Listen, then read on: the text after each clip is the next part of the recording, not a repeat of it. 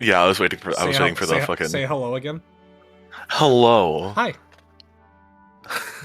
No, no, no, no, no, no. What? Last time on SRD. We're live! Tell me when you're ready. I God. said the voice line. We're live. Oh shit. You peaked your mic. Oh, my bad. Let me. Last time on SRD, the Nameless had finished their meeting with the other racers. Their warnings more than likely received now that they all had to earnestly compete to win this race, or consequences would be given. As the racers left, two people promised assistance fast. The Decimilian Leader, Avertin Decimal, and the X-Class AI, Yggdrassil. With thanks given in a new worry, the Nameless finally arrived to finish their first task. Surprisingly, it's menial labor. Assigned to them by the Inner Council of Svartalfheim, they were chosen to take care of dissidents, people who refused or broke the rules.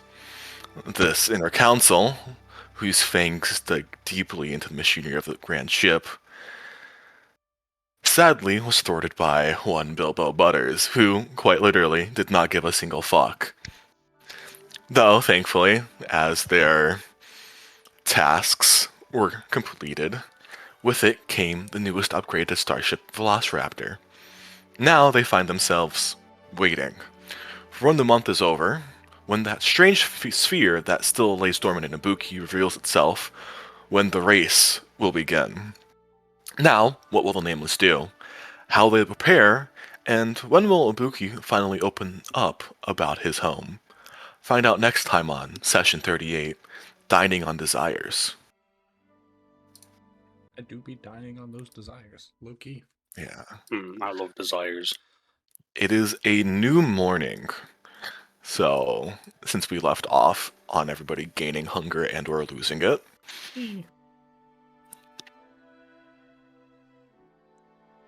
once again, the sounds of cooking are heard, and for those who might wake up early, it is obviously Ibuki, once more, standing at the stove, whipping up a new batch of food for everybody.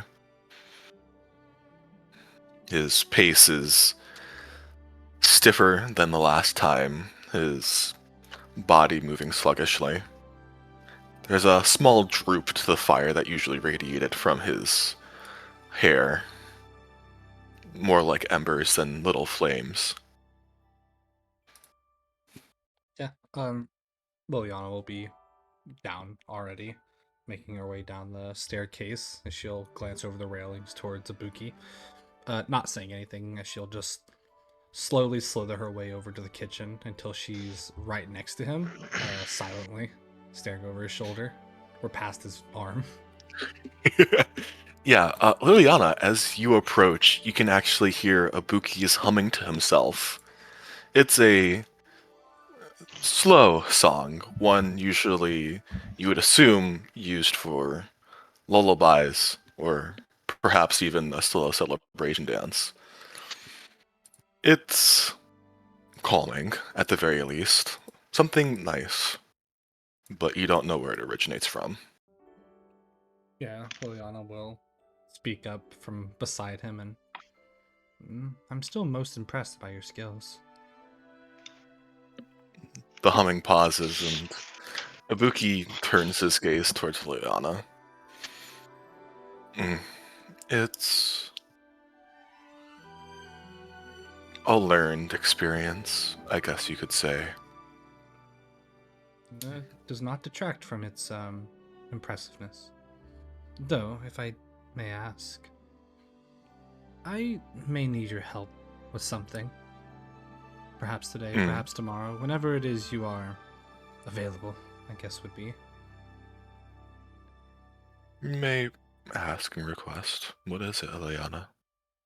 I wish to cook something. What is this something?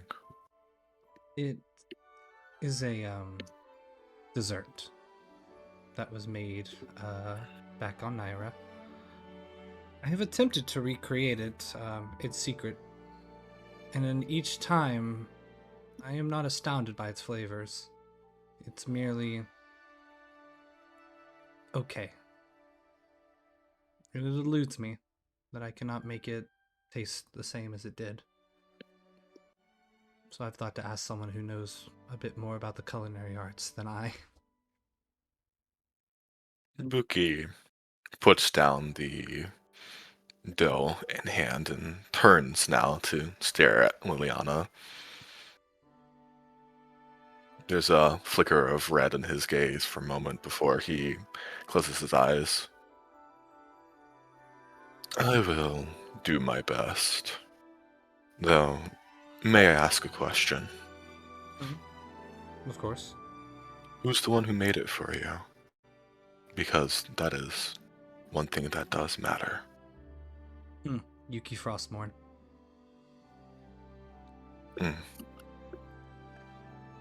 Okay. Do you know the ingredients? Yeah, and she will immediately turn about face to the refrigerator, opening it up and showing a bag of things that she had bought previously at the supermarket. And then she will set it down on the countertop and then pull out a piece of paper from just a shrapnel of lightning and then hand it to him. And it is the exact ingredients and recipe for the meal, handwritten by Liliana. It is, in essence, it's a wild berry cheesecake. Buki will take the ingredient list, look it over. He double checks, then triple, then looks at the ingredients. He nods, and then hands it back. Stay with me this noon, then I will help. Affirmative. For You now, should I probably will. put that back. Yes. Yes, of course. Just wished for you to gaze upon them, and she'll put them back. Thank you again for breakfast. I'm sure it will be as delicious as the rest. I have to feed all four of you somehow. Though Alexander doesn't require it, I know the hunger still gnaws him as it does you all. Thank you for your effort. All I can ask from someone is that they try their best.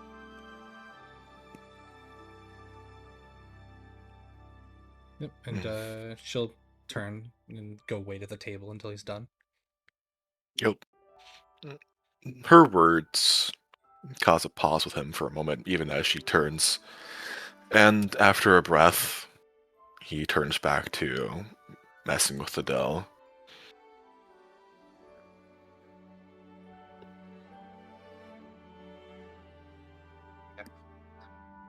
Yep.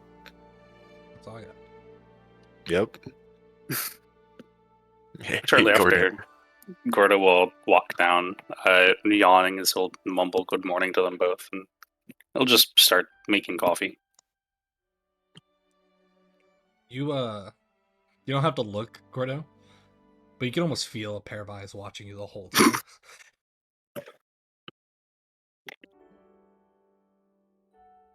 I don't have to look at you to see you. I did not require your gaze.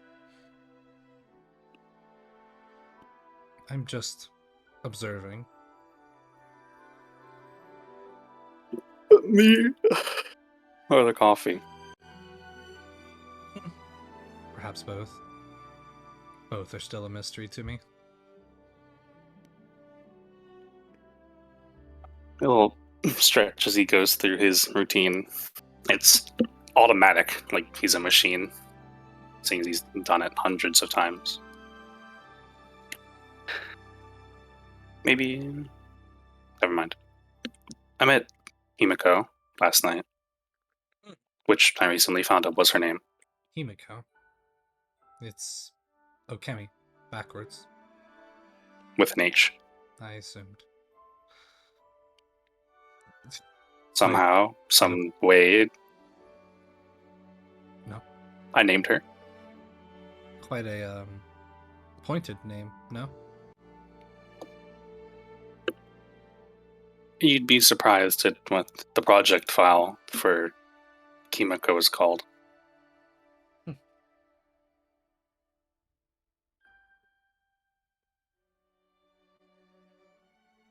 I have What to was it admit, called? when I found it, it was named H1 Mark 0. Quite the interesting parallel. I'll just shrug. I guess it happens. I have to admit, it wasn't as bad as a disaster as I thought it would be. I'm happy you walked out in one piece. I can only imagine the stress it must have been to speak to someone.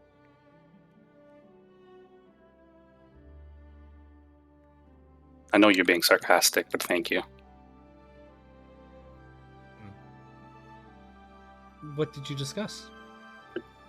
Anything important or merely banter? Well, I accidentally made her cry. Cordo. And then I made her coffee.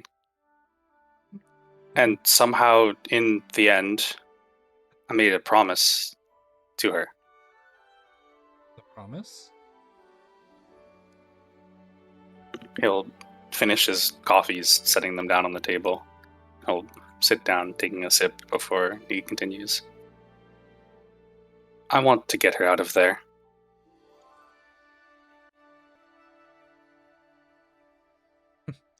We've made very similar declarations to her then.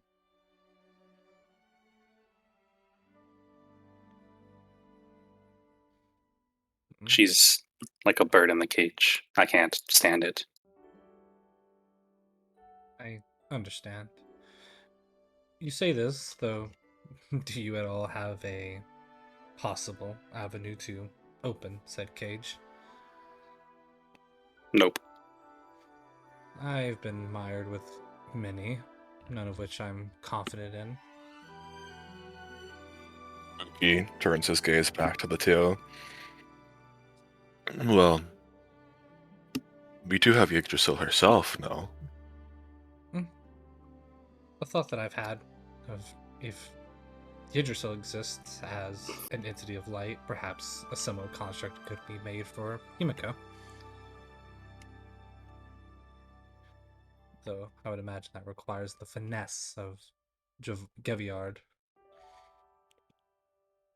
Well, I saw him on the train. Well, sensed him on the train when I got there. was he working? It's Just rare. shrug. It's rare that one can just simply step onto the train itself, even though it's being repaired. I can only imagine the rage of the conductor if such thing were to happen. Which is I have no clue. strange why we didn't get a message from it, but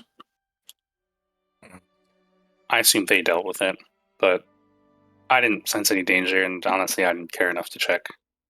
Mm. I doubt he even knew I was there, but a part of me assumes he did.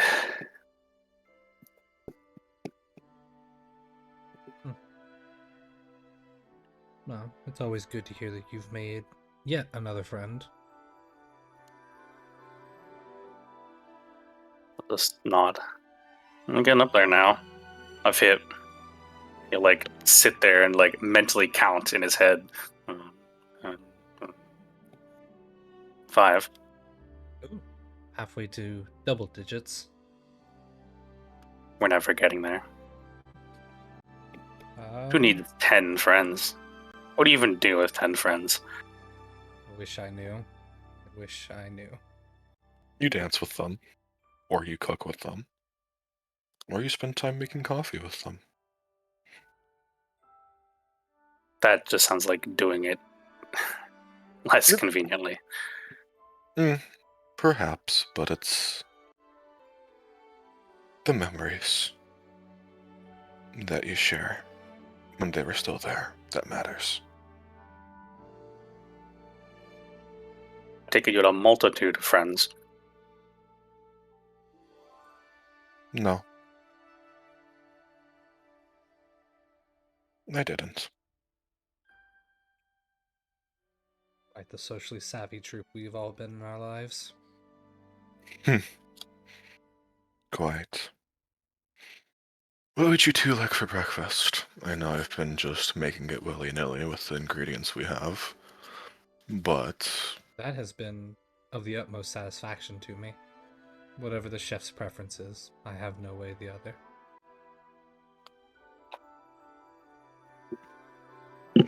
Whatever you prefer to make. It's all been tasty. that's good at least. And you see him turn around again, start working on the dough, and his hands ignite in this rainbow fire. Oh. Just pulling out that's that wok right there. Dude, no, you don't understand. He That doesn't know how to takeaway. work any. He doesn't know how to work any of these fucking machines, so he's just been cooking it with his own fire. The takeaway goes crazy. He doesn't know how to work any of the machines. What that translates to? What does takeaway mean? Okay in Cantonese means like the walk's kiss or the kiss of the walk. Takeo's kiss. That's peak, bro. That's peak That's fiction peak, right bro. there. Oh no! Takeo, hey, bro. Takeaway. Or like it can be also translated like the breath or essentially just like the flavor and aromatics of a walk. I mean, that's what we're getting. We're getting the flavor of Ibuki Takeo and that shit.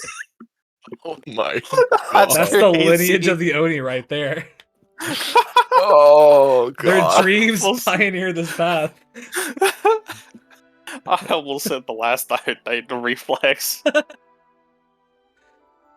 Okay, yeah. Well, I think we'll let just me- both wait until the Alexander Magnum appears. All Skill right. check. Cooking skill check, yeah. I do it for a reason. I command one Alexander Magnum to enter the scene.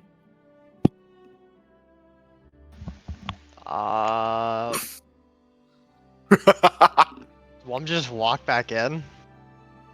Yeah, bro. I want him to ride like the smell, like a fucking cartoon character, like knows smell. It's become routine. It's become routine at this point. He knows what's gonna happen. That is true. I So- mean, I guess he just walks in.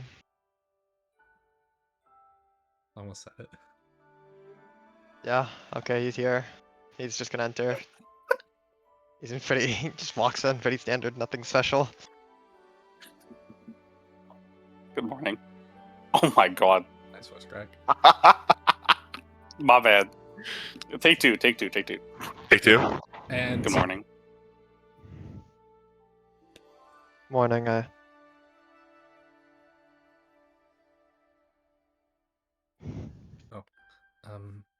how was your evening, your night?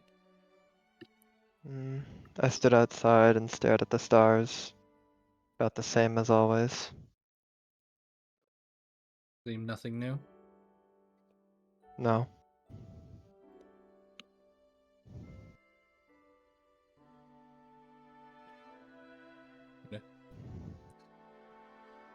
And breakfast is served. Yeah, Ibuki like watches the interaction for a moment before he settles down 3 omelets with some herbs on them and a side of fruits. I better Alexander, bitch ass fruit in my fruit cup again. just see Such a Alexander just pick melon up ass. both. You see his mask open. He dumps them both into his helmet, puts them down, he walks back outside. If you never Oh thought my to, god. And there he goes. if you never thought to stop and taste the meal, I don't taste. And then he walks back out. Nah, this is some soul food shit. Remember how he said the first time it was delicious? Motherfucker, that shit tastes good. We're gonna buy you taste receptors eventually. dude, I'm We'll have about- Jevy Yard I'll make you craft Dude, taste I'm that about to shit even inst- if you don't want I'm to. about to install him when he sleeps. He's gonna wake up breathing in his own shit. Oh my god. Oh my god. We'll give him an olfactory sense. Can I have it first? Nuh-uh. No, I want that shit. Nuh-uh. Please, please. Nuh-uh. Nuh-uh. Okay, anyways, yeah, there's mangoes. There's some strawberries, there's some blueberries, there's some grapes. Yippee. God, I love grapes. Fucking love Grapes are so bro. fucking good, dude. I just Anyways. That I eat shit them is vinyl crisp. all. Fuck. I eat it. Anyways, skim and everybody gains, ready for it? 1 inspiration. vinyl. Double inspiration, baby. I got 3. What an inspiration point. I got 3 now. You only have 2. What the fuck do you mean? I have the default per session one, and then I have the one from last session, and now this one. I'm banked, bro. No, the other one was a heroic, not an inspiration. Is it? Oh, we're going by. Oh my god, is it a heroic inspiration of 2024? What the fuck does an inspiration point? Is it just reroll a roll? Well, in normal D&D, it's give yourself advantage, not reroll. In 2024, it's reroll any roll, not including like non D20 rolls. Bruh. Yeah. This is a special session 4, which means it automatically crits if you use an inspiration. Oh my god, I'm critting. Anyways, yeah, it's a omelet with some sausage inside of it and some peppers. Tastes pretty good. You know, there's condiments on the side if you want to put like Kewpie mayo or ketchup. I'm slathering that bitch in ketchup. I might just drink half the bottle of Kewpie mayo to assert dominance. I'm putting it. Gordo. I'm putting it in my coffee. Gordo is Gordo. Hey, let's not go. Don't be rash. Don't be rushed. Gordo canonically drinks half No, a bottle I'm of not Kewpie drinking mayo. the bottle. No, you cannot make me. Grabs the mayo thinking it's the coffee and then downs half. He downs it. He takes a sip, looks at everyone else to see if they notice. Everyone's looking at him, and now he has to commit, and so he drinks half of it. I'm not drinking the Kewpie mayo bottle. Yeah, You already said you would. You already said you would. It's on recording. That was a joke. Oh fuck. Oh fuck! Oh fuck! That was a joke. Do we do jokes here, Gordo? That's crazy. Breakfast. Yeah, and as Ibuki goes to sit down, a sudden hologram appears, causing him to drop his plate. He looks objectively sorrowful now. Wait, where's the plate dropped? It's like halfway between the refrigerator and the sink, where he was walking around the corner of the table. I caught it. I'll veil of shadows the plate and its contents onto the table. Oh, based. Yeah, in the middle of the island, a hologram appears, and it is a Gordo, you know who this is, actually. Oh, you know what position this one holds at the very least. This is an IPC council member. Oh my god. I hate these dudes. I'll roll his eyes at the hologram. You ever heard of knocking? Nameless. Clearly not. Clearly not. We've seen you have failed your first task, but have still been rewarded. As such, the Inner Council of Svartalfheim would encourage you to meet us in the Sanctum. Why? Neil looks at her. Because, if not, a machinery shop may be closed down.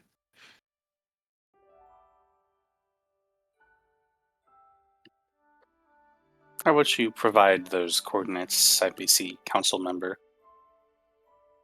I'm sure Yggdrassil would adore to help you. Understood. And I'm gonna press the end call button. You don't have. Sadly, you don't have that button option. Walk over to the hologram. I'm gonna overload it till Wait, the no. What's he made out of? What's he made out of? What is he Oh, made out of? he's made out of light. Yeah, darkness cloud, bitch. Try me. Oh no, you still get the sound of. Well, that's annoying. And then the call ends. That guy, bro. Gordo will just look at that slightly happy on the inside, and he'll dismiss the darkness cloud. So Ibuki looks at the plate on the table now. He just seems tired. So they want to talk to us. He makes the quotation marks in there by threatening Bilbo's shop. They're trying to control us. Do they not understand? They obviously don't. What am I saying? They don't. They think they have us trapped inside of Svartalfheim currently. But what they don't realize, the same walls that keep us in keep them from escaping. How'd they escape even? Did you see the size of that man? Let them try. We'll go to their whatever meeting. We'll see when they demand our presence. I assume it won't be anytime soon, because I think he was going to give us a time, perhaps? They can accept our time whenever we give it.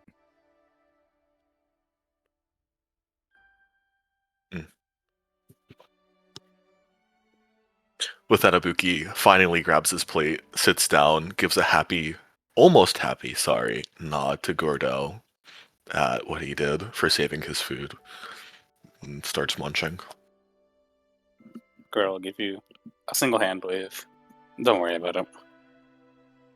I saw it happen before it happened. He'll pick up his coffee mug. Someone, well, I assume I'll be notified when we're leaving. Probably. Most likely by Yggdrasil. But speaking of daily activities, we'll need more supplies soon. Just food. I think can Yeah, handle that. And I'm guessing we will also need to find information on these other racers now. Since we're going to be quote unquote competing. Way ahead of you. I've had Jeremy scope out some routes. I can move if I'm allowed to.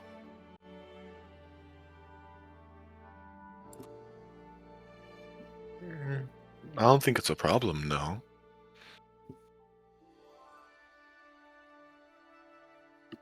What's the problem? I don't think you moving is a problem. I mean, they'll probably do the same to us. This is a competition. Oh, no, I'm not worried about their feelings. I'm worried if I leave, something's gonna go wrong.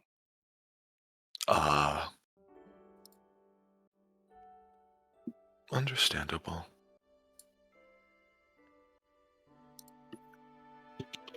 Well, I think I'm just going to take it easy today. It's fair. We have so much time, might as well rest if you need. Though I do expect to see you at noon. I mean, if you're going to get food, I'm going to be coming with you. If you desire. I would. Uh-oh. I wish to get this IPC meeting done sooner rather than later. I think we should head over there the moment we're done with breakfast. We'll need to find where exactly. It can't be hard. Just look at the skyline and pick the most gaudy, ugly building you can find, and it's probably there.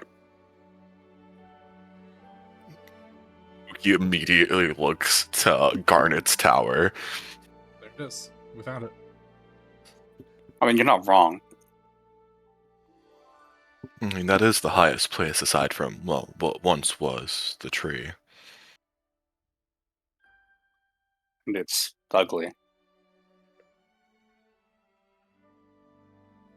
Do you think he had a hand in crafting it? Him, Moveface? Probably. He's a hand in most architecture. I don't think he would make something so. Oh, god awfully ugly. Probably not. Yeah. Because I see written all over it. Mm. Right angles, glass, steel, and lights. Like the Gold. rest of this godforsaken city. You know, when we were flying Starship Velociraptor, across it, there were gems inlaid into that thing. Mm-hmm.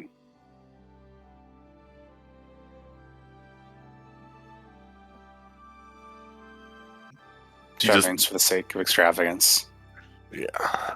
Ibuki just sighs. Oh well. Well, hopefully we have our coordinates soon. And we can get on with our own business. Hopefully. Proto will stand up with his coffee cup. Notify me when we get home. I'll be a bit. He'll start walking away. Yeah, Ibuki will collect the plates that are been consumed and start cleaning and washing. Leona will help to tidy up. Gordo beelines straight towards the balcony. He'll open the door with an excuse me and close it. And he's just going to stand next to you on the railing, staring out at Svartalfheim. And his eyes are focused on the stars above. Kind of just standing with his arms crossed as always. I assume you've seen many cities like these.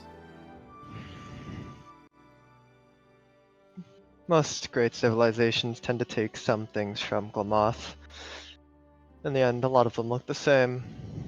Superstar was different. Radically so. One of the things I liked about the place. It's not just massive towers and glass.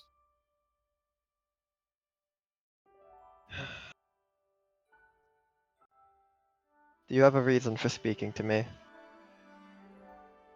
Why do you stare at the stars? It's quieter. Stagnant. Nothing moves up there. Makes it easier to think. There's too much noise in the city. Too many things moving. Do you not like the things moving?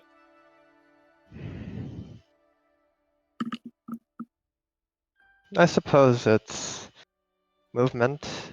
I can't say I dislike it or like it. It's distracting when you're trying to focus and think.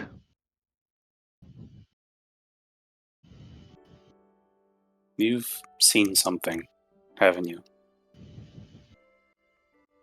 What gave that impression? Gordo will stare at you, prompting you to get you to look at him. I can tell. He'll glance over I at can see it in Gordo. your eyes.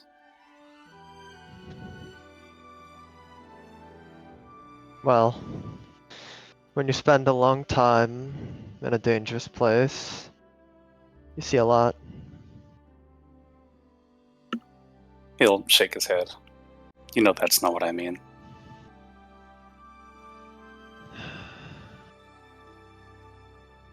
It's difficult to parse. Do you think you'd really understand it? I'm the best chance you have, Alexander.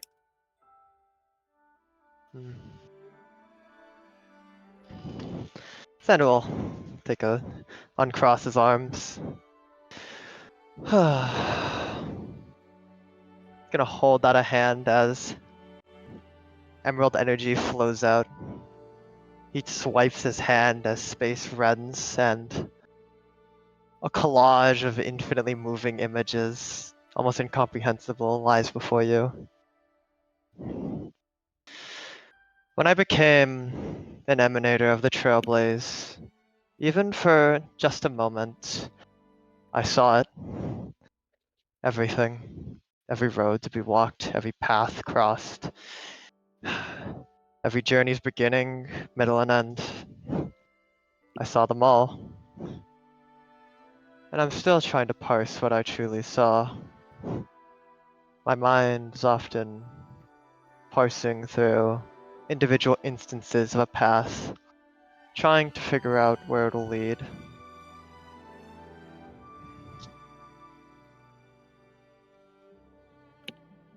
Sigurda will stagger back for a bit from the barrage of images before blinking. He watches his irises turn blue to black and then back to blue as he focuses again. I see. That's a lot. Incomprehensibly sure? so. You're okay? I suppose I am. I can't say I'm not functioning up to capacity. It just means I need to stand and think.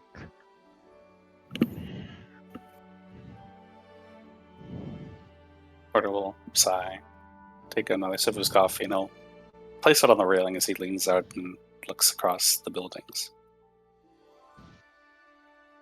You know, once you see something like that, you can tell when others have. It's like a skill. I noticed it more and more with you and Liliana. You both have seen something, as have I. I don't know how it's changed you both. I think it has, but it's hard to parse. I missed most of your journey through the dimensional matrix, as you missed most of mine.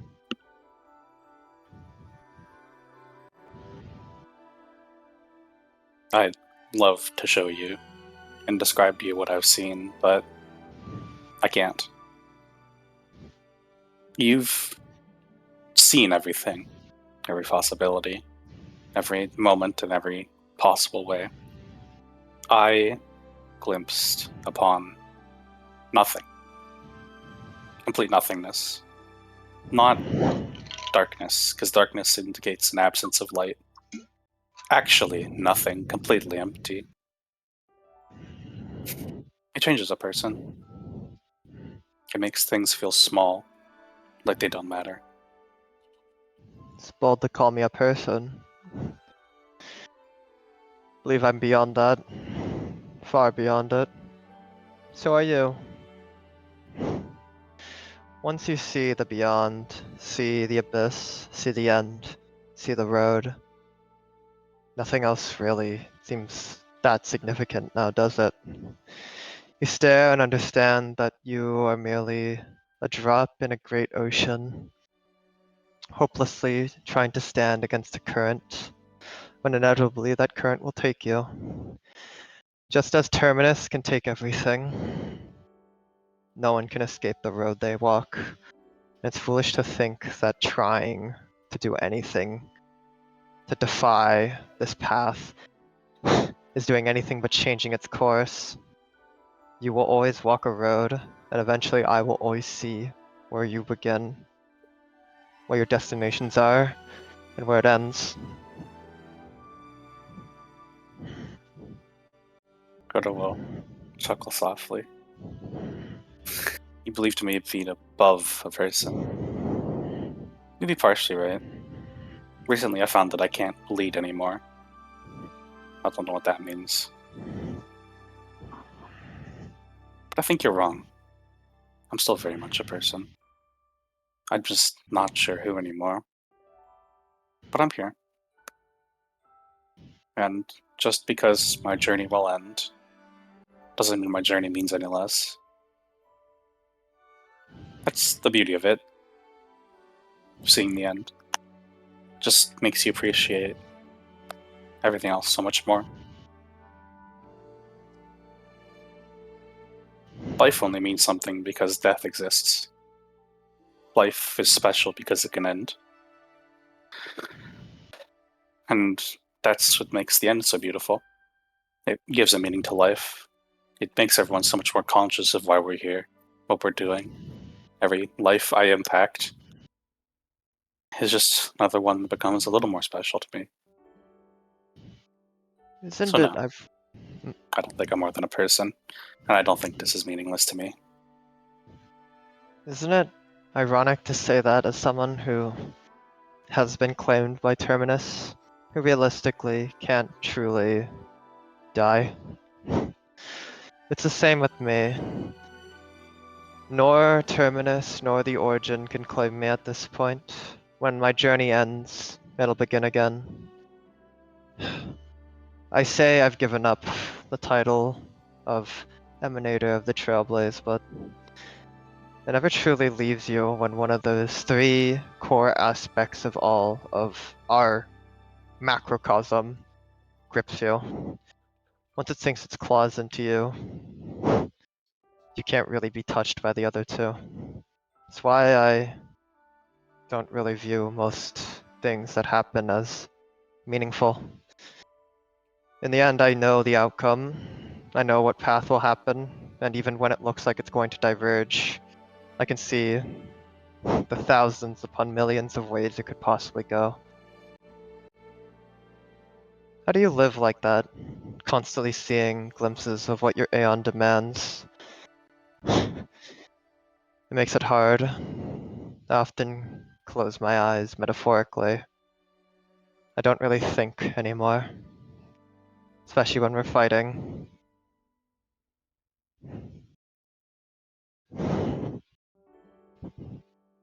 I can understand how lost you feel.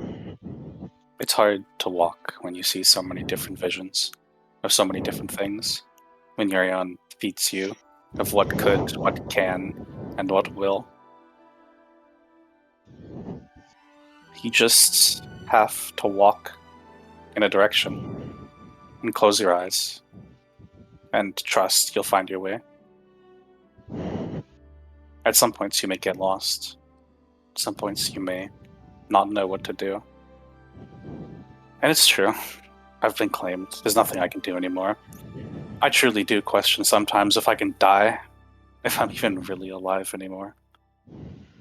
But at the end of the day, I'm here, right now. That's what matters.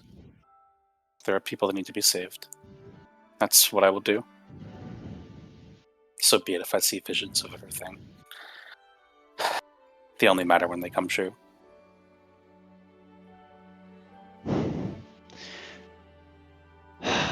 In the end, it is difficult to walk with your eyes closed. It's even more difficult to feel lost when, even when gone, Akavilli's presence is always around, in me, with me. It's cruel that an Aeon can disappear, and you are still haunted by its visions. But I suppose, if I ask, when you look at me, do you see anything anymore? An end?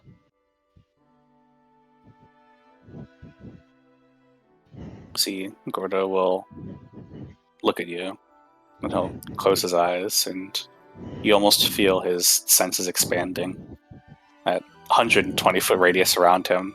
It's as if the world grows just a little bit thicker and colder. And he'll take a really big breath and open them. I still see you. You're there. The same Alexander I met long ago. You've just changed, like the rest of us.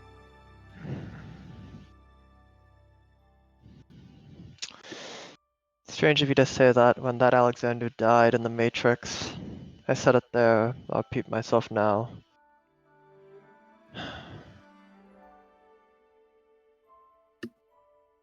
Enough heartbreak does that even to the sternest and strongest of hearts. And eventually I strapped so many tombstones to my back that it broke. Strange. Being forced to walk. I guess I've forgotten what it means to stop. Now, all I do, when I stare at the stars, I don't see the stars, I don't see the between, I see beyond them. I see the infinite path and all those who walk it.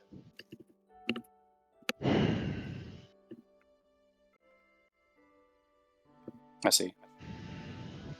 Watch as he finishes the last of his coffee, and I'll place a hand on your shoulder. Please, try not to get lost in that beyond. I've seen so many turnover into so many dark and deep places. I share a mind with one.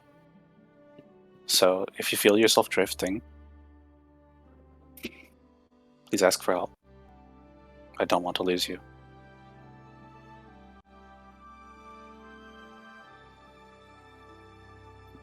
You lost the one you speak of a long time ago.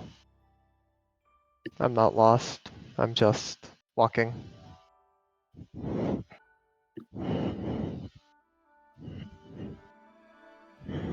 If you say so. Be careful. He'll take his hand off your shoulder and turn to walk away. Zen will sit there with his arms crossed, kinda staring at the stars for about a moment longer before his eyes drift down back to the city, staring and observing as things fly by.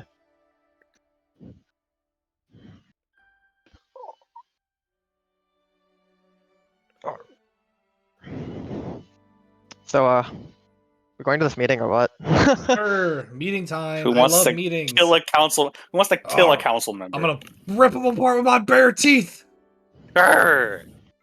I wish a council member would, bro. I wish Which you I would. got Bumbo.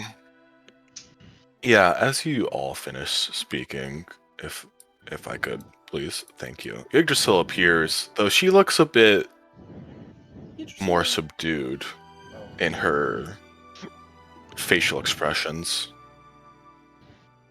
Hello. Greetings. You. Oh my god. Greetings, Yggdrasil. Is something the matter? Are you ready for the meeting? Sure. I think the greater question is, are the council members ready for us? They asked me to receive you.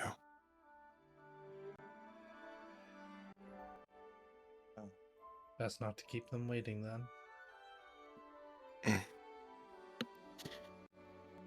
Right. And she starts walking.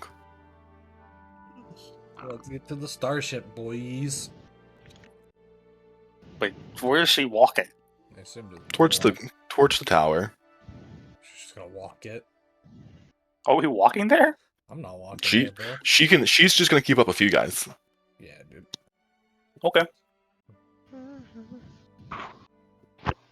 Come on, guys. We have an adventure to go on. Starship Velocirpator. Velociraptor. 100 laser blasters. Off we go.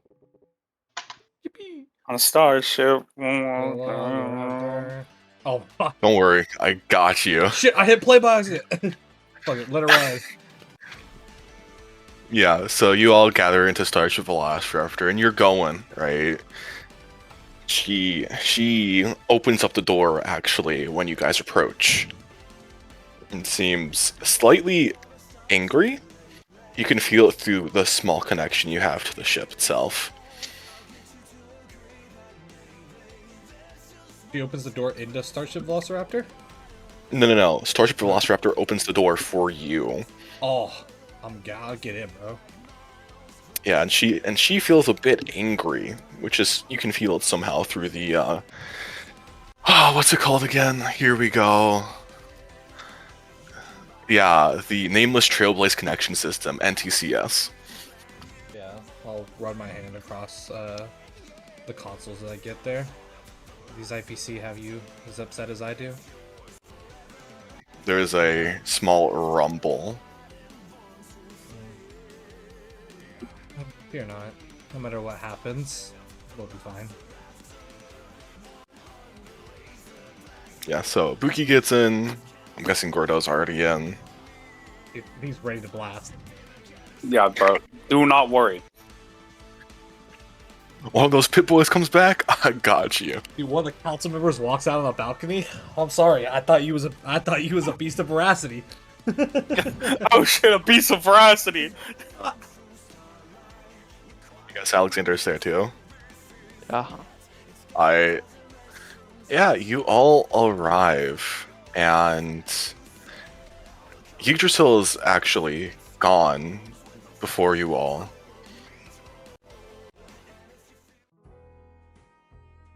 Oh, is that the right music? That's not really the right music, but you know what? I think we can ride with that, huh? Actually, I will ride with this. Yeah, as you all approach, you hear the sound of a slap, Oh, and Yggdrasil is floating there, her head tilted, this as the man in the motherfucker- middle retreats to his throne. Pathetic AI. Not doing its task on job. I've already told Jeviard to remake you, but it seems more will have to be done. If only you'd accepted. I'm guessing you all enter.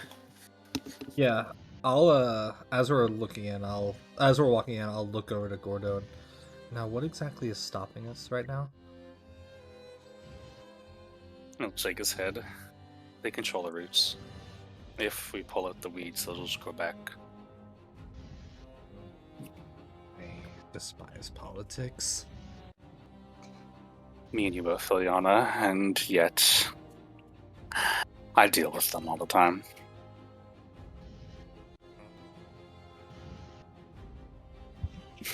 We'll enter in.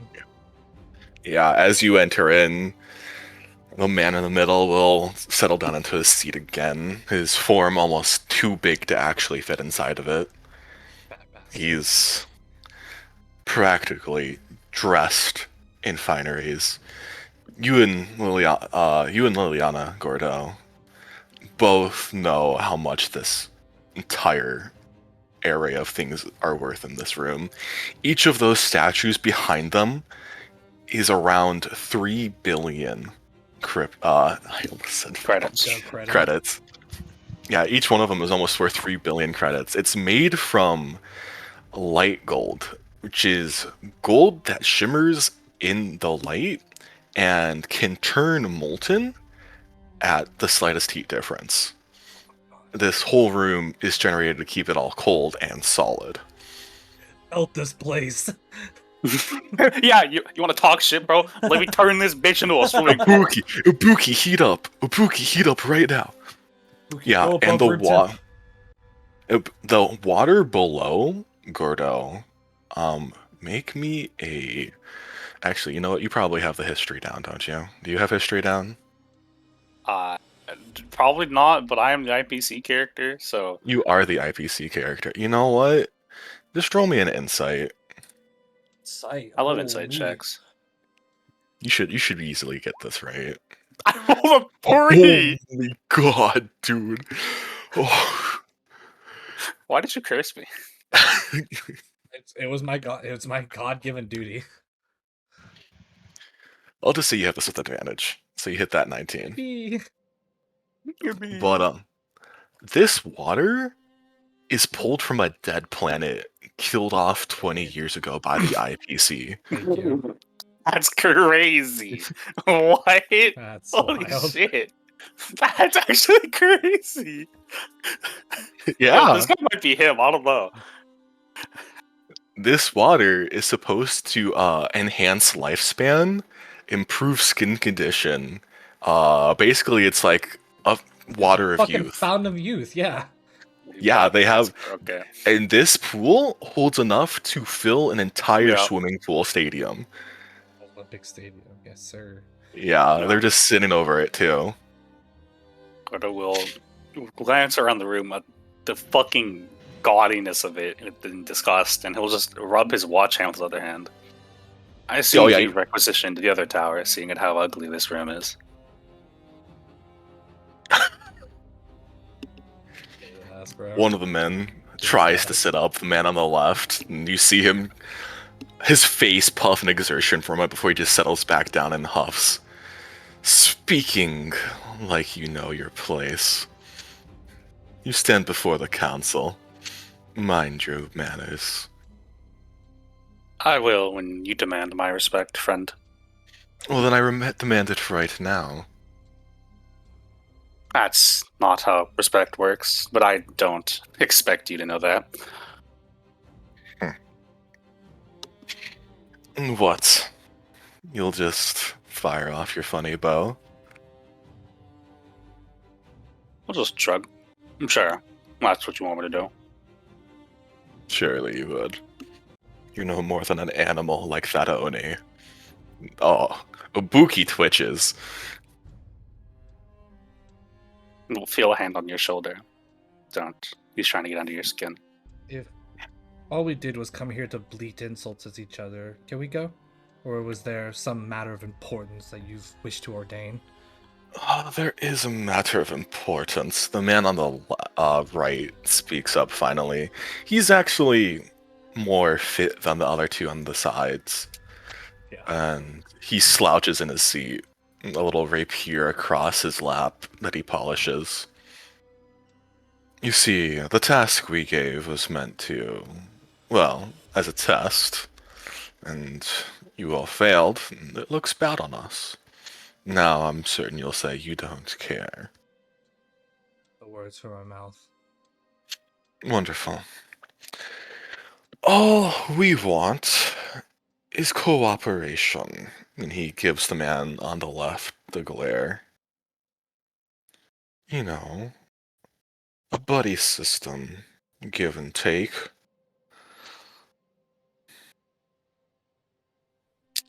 We provide you materials. You work more with us than Jeviard.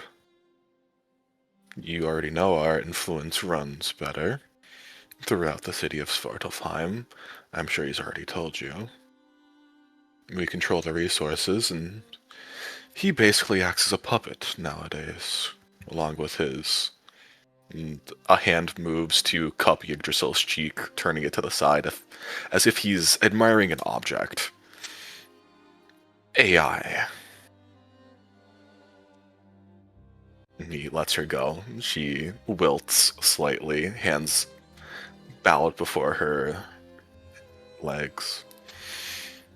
So, do you accept the offer? And why should I? Why should we? You, my good friend, seem a little bit misguided on how this works. Sure, you may do. In fact, control Svartalfheim, I've seen it in my own eyes. I'm not new to these types of operations. But you do realize you're trapped in a room with us right now. Making And? idle threats to our face is not a wise thing to do. You're what? Just the Nameless. If you'd like to think about it that way, then yes, we are just the Nameless. Indeed. And well, we have the guarantee of our safety right here, as he nudges Yggdrasil aside again with a finger. She won't let us die. And I doubt you want to see, well, your compatriot have to fight you to the death, no? I'd like to tell if that's actually the truth. You're welcome to.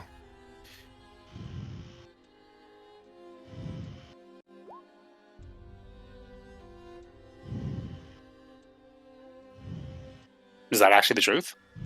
Yeah. Okay. That's annoying. For a man who's seen countless deals and negotiations, you've made a poor job at it all currying favor. We have no incentive to care. Resources, both beyond valuable means. Still the procurement of Jeviard Monroe's skills, the Mad Dog himself. He kind of spits to the side. Into the pool of water, by the way, Gordo.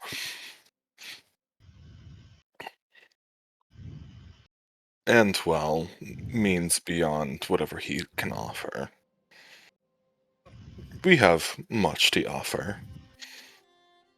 So many resources, as well.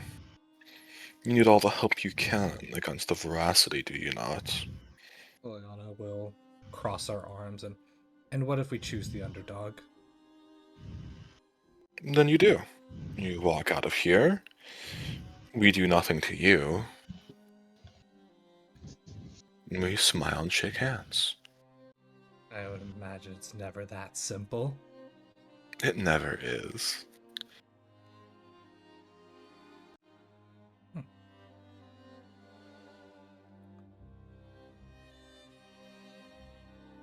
But this is all we had to say. You know, an offer, a promise, a gift of good tidings, one may say. And to show that we mean it, your next 3 tasks you can just accept and finish right now, leaving you only 2 more left for your fanciful starship.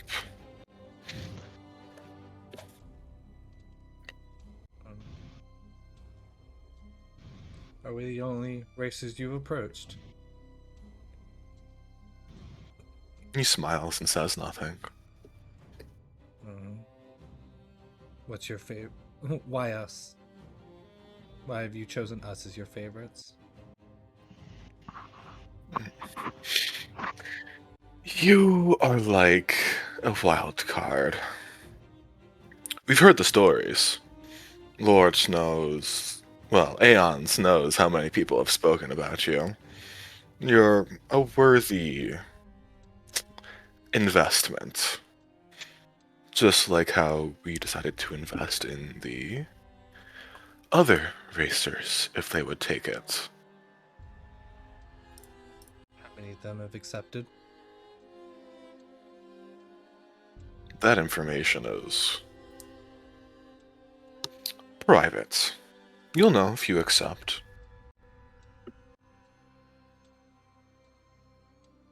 Well, I think with any worthwhile decision, time beckons us to make that. Of course it does. Well, you only have, what, a month, so I guess the proper time would be a week or so. No?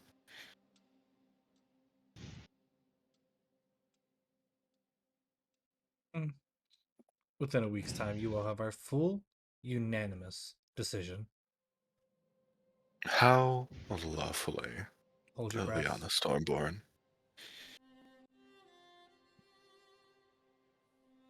I would hold your breath until then.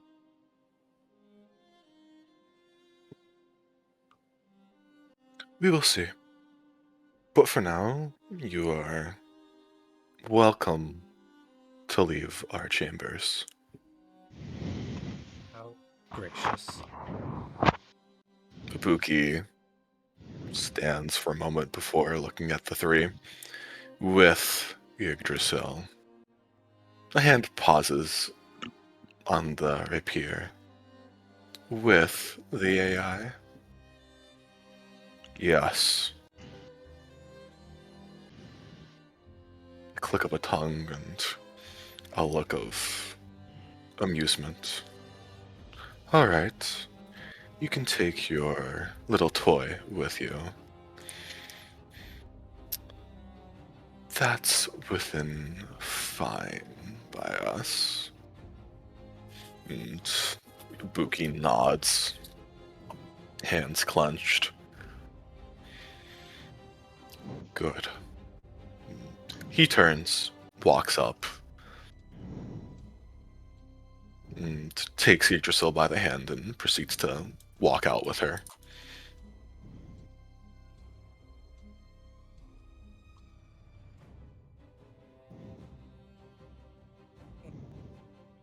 As they turn to leave, Gordo will look back one last time to that fucking guy. I hope you know, the higher up mountain you build for yourself, the farther you're going to have to fall. Not unless we stuff more things under the mountain, no?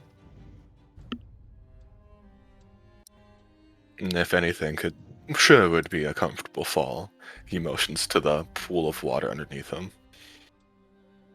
Oh, it shall. And as he leaves, he'll snap his fingers, and I'm just gonna have Jeremy appear next to him and call really loudly into his ear. Like, really loud.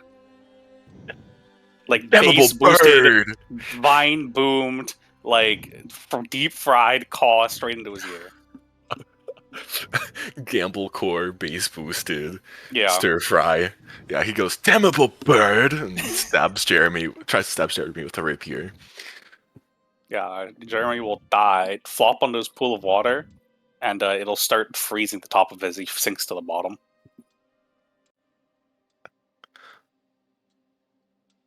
Funny thing there. A little barrier stops the corpse from landing inside of it. No, I wanted to Kayla freeze shadows his him in. pool. No, I could. Bail him in. Veil him in. Yeah, I'll veil him in. Fuck that guy. The top of it freezes. Yeah, fuck you, buddy. Try me again, bitch. The barrier also implies that if he fell, he would hit the barrier and not the water. Yeah. Which undoes the entire analogy that he made. You caught him. Where he would just caught fucking, him. oh. Dude, heaven You knows that caught guy in his the middle could not swim. That bro fucking sinks. Look at it. Yeah. Look at the two guys on the fucking middle and the left, dude. I'm saying the You guy in wanna the see- center just fucking. He's going like a rock, bro. He's gone. He's That's built like Kingpin. Kingpin. Yeah, it's Kingpin, bro. Yeah, I'll fucking I'll leave as well. Yeah. As you leave, you see Tiny Ram jump from the roof, dagger in hand. No, I'm joking. Oh, bro, Like I she's about to wish. hit the meanest RKO. Assassin's Ramifal Creed. knockout. No, she's hitting the Assassin's Creed. You know, I jump hear of the call. yeah, the call. Right, fuck this. Anyways. Bro. Get me out of this room. Yep. All right. You all. I'm guessing you go back to good old pretty Gem Heights. Yeah, I love the Gem Wow. Heights. I love the Gem Heights. It's my favorite place. Yeah, Gordo's definitely fucking chuckling to himself as they leave. You know, summon a dripping wet bird back in his hands, kind of just shake him out. As you guys enter Starship Velociraptor, Alexander, his eyes glow green. What did I miss? Nothing You're- of actual importance. I That's think what I you expected. did miss something of importance, actually. Pretty really. Yes, they hit Yggdrasil.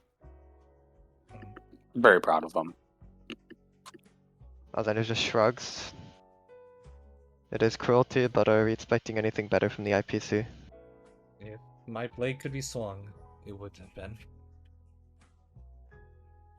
I just powered down simply because I felt like nothing was going to be gained, and if I didn't, I would feel tempted to just obliterate this entire tower out of boredom.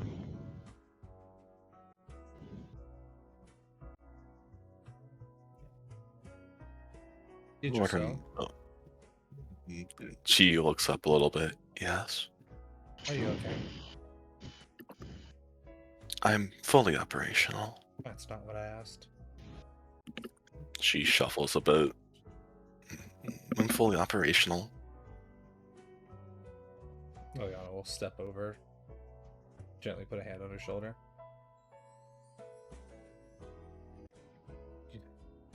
You put on a brave face. And for that I am proud.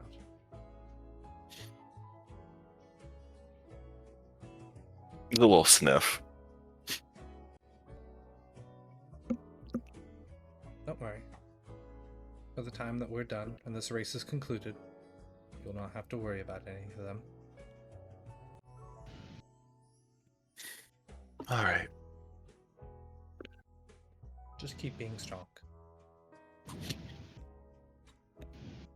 Yep. That's what I'm good at.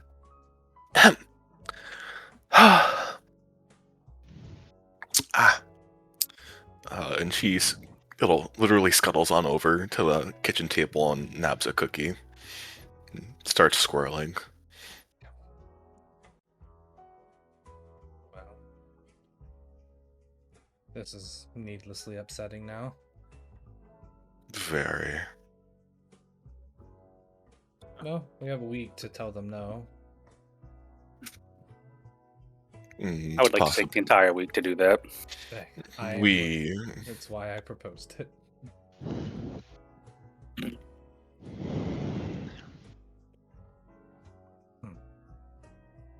Could we possibly see who accepted their deal at the very least?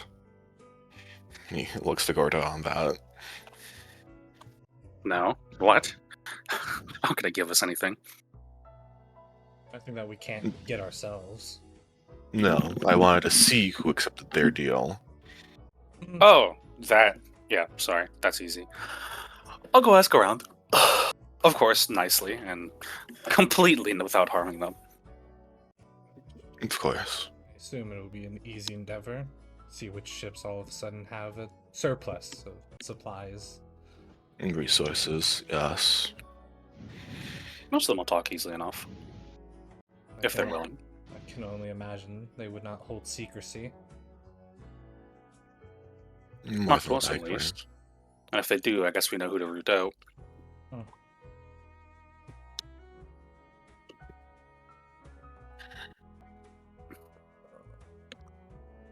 I'm guessing Gaviard probably knows this as well, no? Yes, he does. I called him his puppet, yet it's obvious that they're scared of his influence, his ability. Well, who wouldn't? He's the creator of an X-class. He pauses. Of something, of someone who they can't understand and they treat horribly. I'm sure that Yggdrasil kind of buries her head. He's doing everything he can to alleviate anything of that sort. But only so much he can do when he's under their thumb.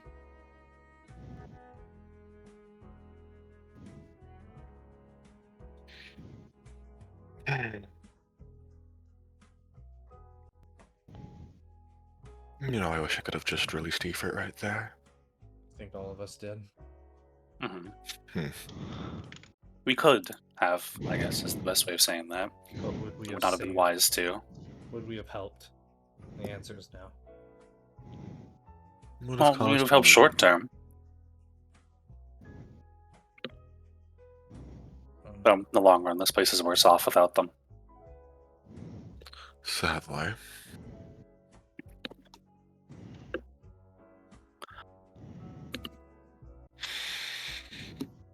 I don't think there's any merit to stewing in it now. We all feel very similarly. We already all know our answer. Perhaps we just focus on the here and now of what we have to do today, tomorrow, and the day after. Indeed. Well, I guess we go and get ourselves. He checks the clock. Gordo, what does 11:47 mean? It's 11:47. It's 13 minutes till midday. Technically, relative to your time, this ship operates on a different time cycle, but it's standardized to the IPC one. Well, that's what the stove says. He points at the electric stove in the kitchen. 13 till noon. 13 minutes till midday. Well, I guess it's time for us to go about our activities, perhaps. Yggdrasil, would you like to stay? Or do you have other duties? Yggdrasil looks around the place a bit, and then looks at Gordo, and then Liliana, and then Alexander. Is it alright if I believe the term crash here? If you would like to, you're the more than welcome to. It's always open. Alright. Then, I'll make myself scarce at the very least. And she scuttles over to the, like, little sidestep in like single frames. Oh yeah, I see it. She does that all the way over to the couch by the TV and just like sits down, all nice and He tidy. just puts on Bluey. Yeah. Bluey on the TV for her. Get her some noise canceling headphones. She's good to go. She's got a tablet on too. Like, She put on the backyardigans, Ian. Oh hell yeah! I fuck with we're the so back, bro. Also, this show is not this session is not. This is not sponsored by fucking is PBS Kids. no, it's not. Or Nickelodeon's. Apologies. Yeah. You guys can take. I would take a quick piss. Yeah. Dude, I didn't know you knew Backyardigans, RJ. Bro, I grew up on that shit. Same, dude. It's like my favorite fucking kids show. Also, the music from it is actually insane. Like I've played some of it for whatever it is. It's so good. Yeah, the music from it. Also, like just the actual storytelling they do, which is so crazy. gaff. It's crazy, by the way, how a child show has better storytelling than AAA competitors. yeah, it really is. Like, dude, I look at this fucking, like, James Bond, the 7th movie, and I'm just like, okay, but the Backyardigans did it better on the Super Spy show. Bro, that Super Spy special went stupid. That went actually insane. I love it. That's my favorite one, bro. The Super Spy special, dude. Like, dude, with Pablo, oh my god, going off on it is actually peak. That's peak fiction right there. Dude, it was so fucking peak. Now, you know what the other one I really like about is? The, what was it? It was like the racing one where they had like the little snowmobiles. And they're going down the mountain. Yeah, dude, I remember that. That was peak fiction right there. That was actually peak fiction. Are we talking about Backyardigans still? We are talking about Backyardigans. Damn it, bro. Dude, we're talking about the Super Spy episode. Which is, dude, you know what I'm saying? Which is extremely so much better than the latest James Bond movie. It's not even dude, that shit was hype. Okay, back to RP. Sorry, one more comment on that. Dude, Pablo hitting the DDR on him, bro. Oh, dude, so fucking true. Pablo my goat, bro. That guy was raw. Pablo my goat, actually. Yeah, raw, bro. Remember Pablo hit the fucking nasty reverse maneuver too? Like he turned the car around, it was just driving in reverse. Yeah, dude, that was clean. Oh my god. Yeah. As everyone begins to settle back in, Liliana's gonna look down to the cup that's in her spot, her now empty coffee. And then she'll look over to Gordo, and then look over to Yggdrasil. And she's going to very, gingerly get up, walk across the room to Yggdrasil. Clear her throat, and she taps her on the shoulder. Yggdrasil. She spooks a little bit. She goes, ah! And then turns her head because she was enamored in that Backyardigans show. If I could make a small request of you. Yeah? Could you annoy Gordo for me? And how? by this I mean distract him. Let me look it up real quick. And then she looks up again. Okay. I would appreciate that. Gordo, Yggdrasil appears right next to you. Hello, Yggdrasil. Hi. Can I help you? Yes.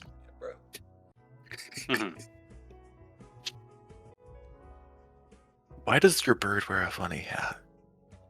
You know I can hear and see everything with 120 feet of me, right? Yes. Would you like to go for a walk? Okay. He'll stand up and go to walk out the front door. Don't damage it. It was expensive. Liliana will side-eye and then continue to walk towards the kitchen. He'll open the door and let Yggdrasil out first. Yeah, she steps out nice and dainty like. He'll close the door behind him. Jeremy is his name, and he wears the hat because he feels like it. Very nice hat. It is a very nice hat. I always question how he keeps it on his head. He will not tell me. Most definitely magic. Is it really magic? I guess that's what you'd call it. Well, I mean, if you can still explain it with science, but isn't science just understanding the rules of the universe and magic is imbuing them into something? He shrugs. I don't know. Magic is so translated through so many different cultures that I've interacted with. It's lost its meaning on me.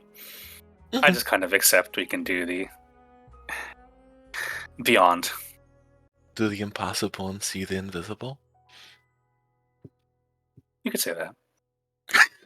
Seeing the invisible is not that hard, though. Just stare at a wall just then.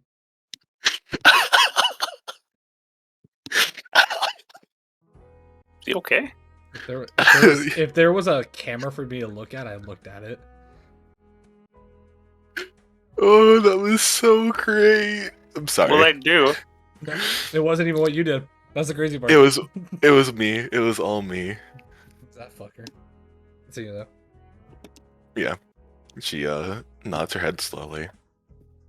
I mean, we collect a lot of I mean, not really. Collect isn't really the term. We preserve a lot of cultures on Svartalfheim.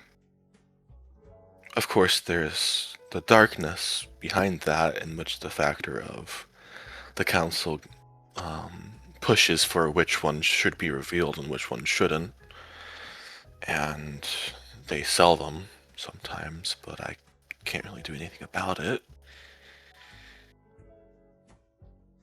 I can understand it. I've seen people like that too many times. Played these games.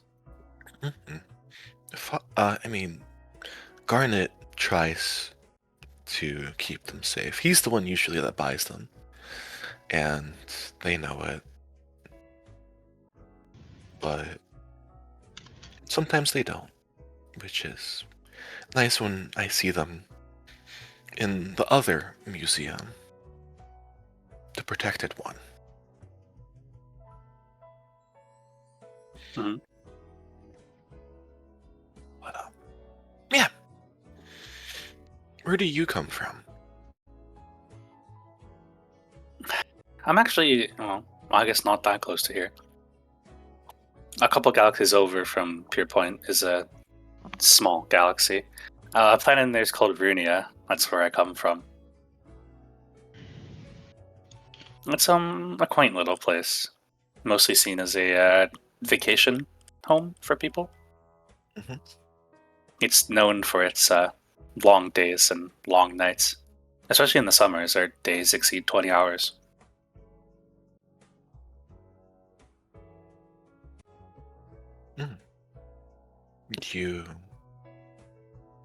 Do you change your sleep schedule for it, or you just sleep in the daytime?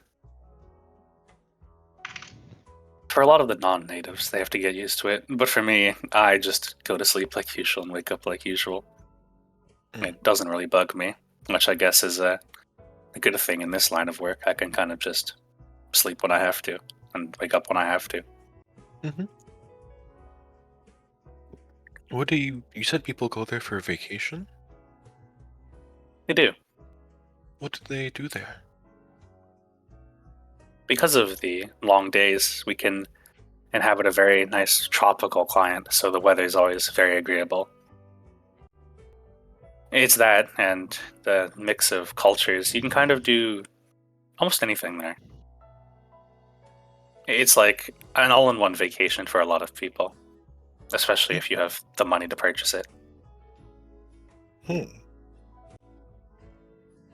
So there's boats.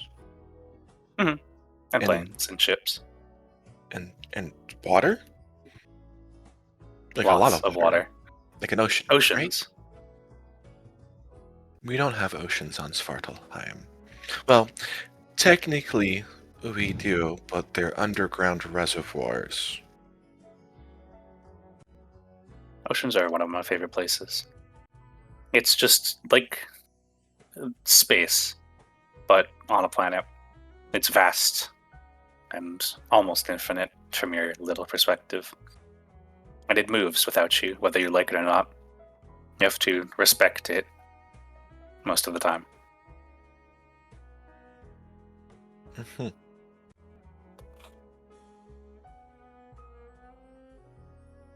Do you know how to boat? I do. I can drive, well, all sorts of vessels, including boats. Could you It's not hard. teach me one day? Do you know how to drive a car? Nope. Do you want to learn? Yeah. There is He'll no just- way. He'll just chuckle to himself. Sure. Let's go find one.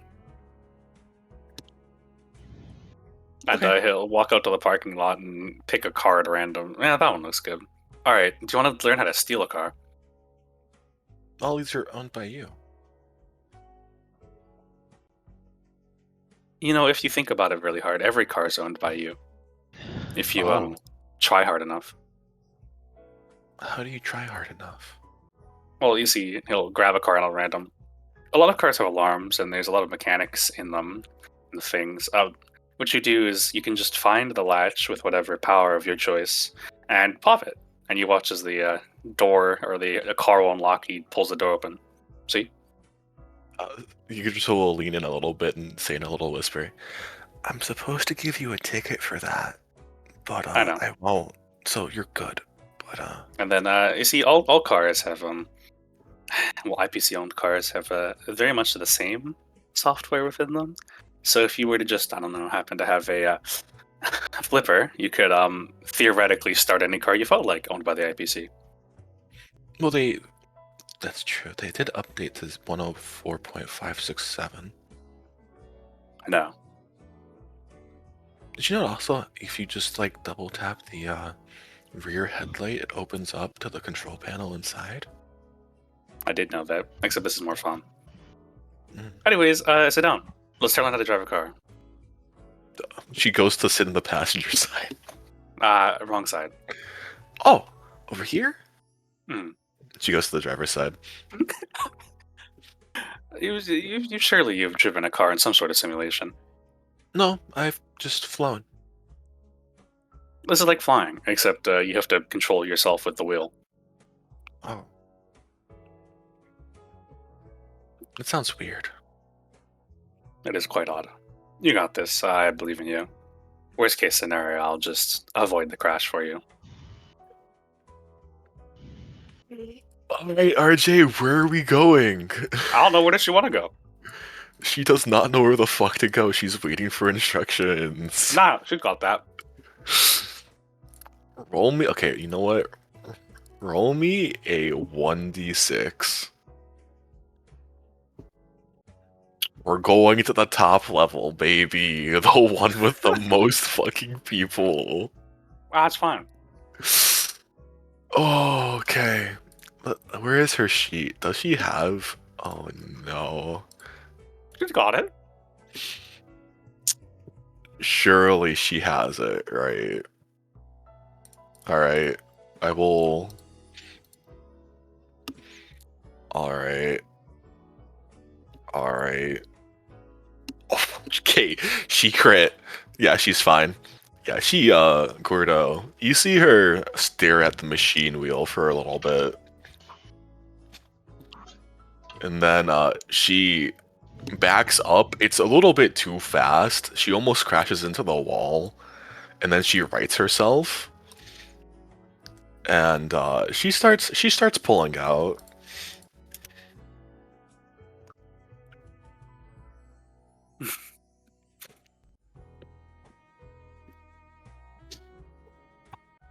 And she pulls out and she starts going up on a little light highway she's made for herself.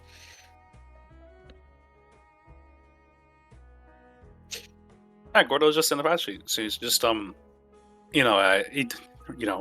pedal goes faster and one pedal slows you down.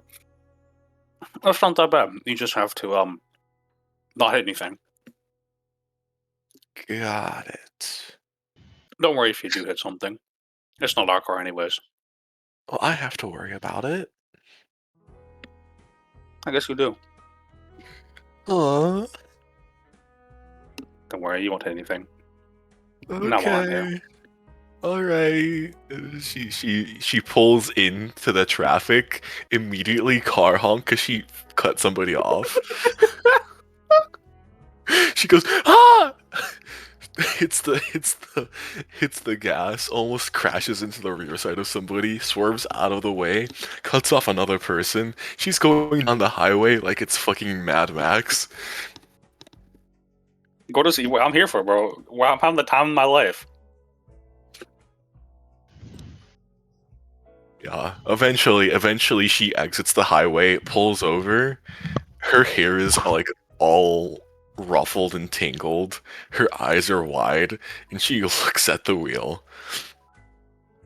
Gee, it's not that hard. That was terrifying. That it was. you see her, you see her put her forehead on the wheel and start like half sobbing, half wheezing to herself like Gordo will look alarmed and say, "Oh, yeah, okay, I think this is enough." And put his hand on her shoulder and he'll teleport them to switch places. How about we just finish the drive and then get back before Liana breaks? As you teleport her, her forehead leans forward now since she's off the wheel and hits the dash. She goes, oh!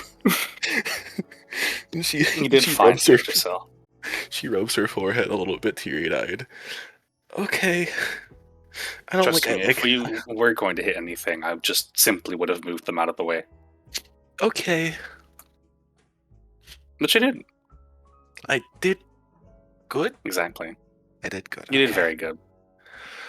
Okay, but all the people honked at me. I think I broke. They're just... they were driving poorly and you were driving perfectly. She looks to the side and Gordo, you see like 77 unread messages in red floating next to her. Just ignore those. Oh my god, I committed so many law violations. You see, the best part about driving is that when you're in the car, you get to make the laws. Gordo, I owe 300,000 credits. Oh, yeah, that was a red light, wasn't it? That was...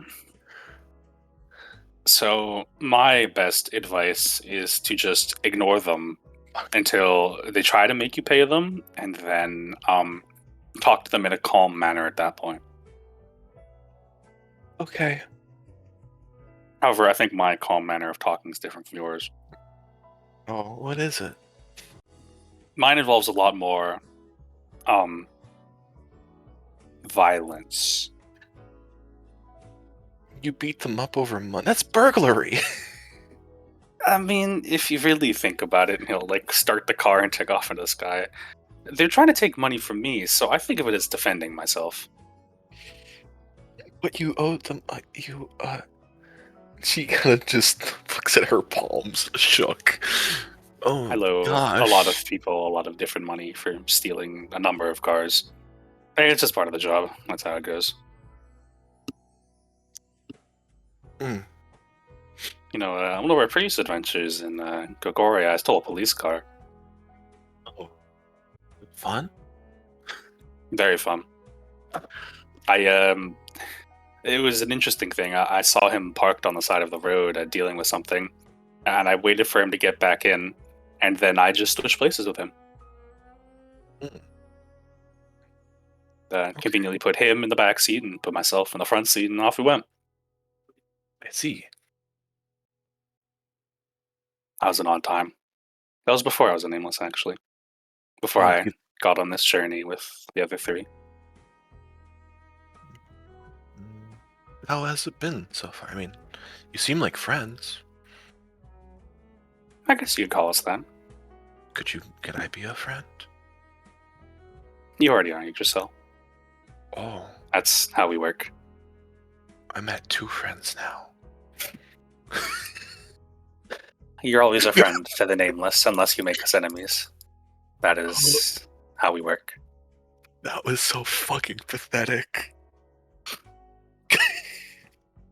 She got it.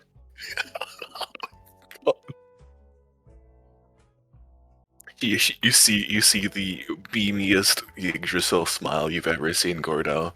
It is so beamy, in fact, you feel the power of positive, friendly affection strike you Nope. right in the heart.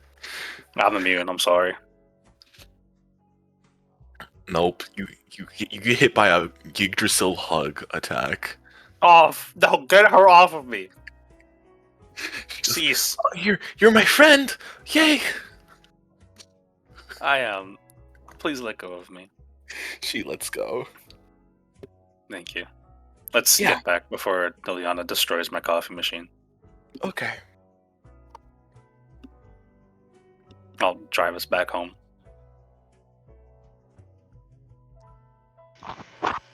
Yeah, on the drive back home, Gordo, you get hit with the Yggdrasil yap attack.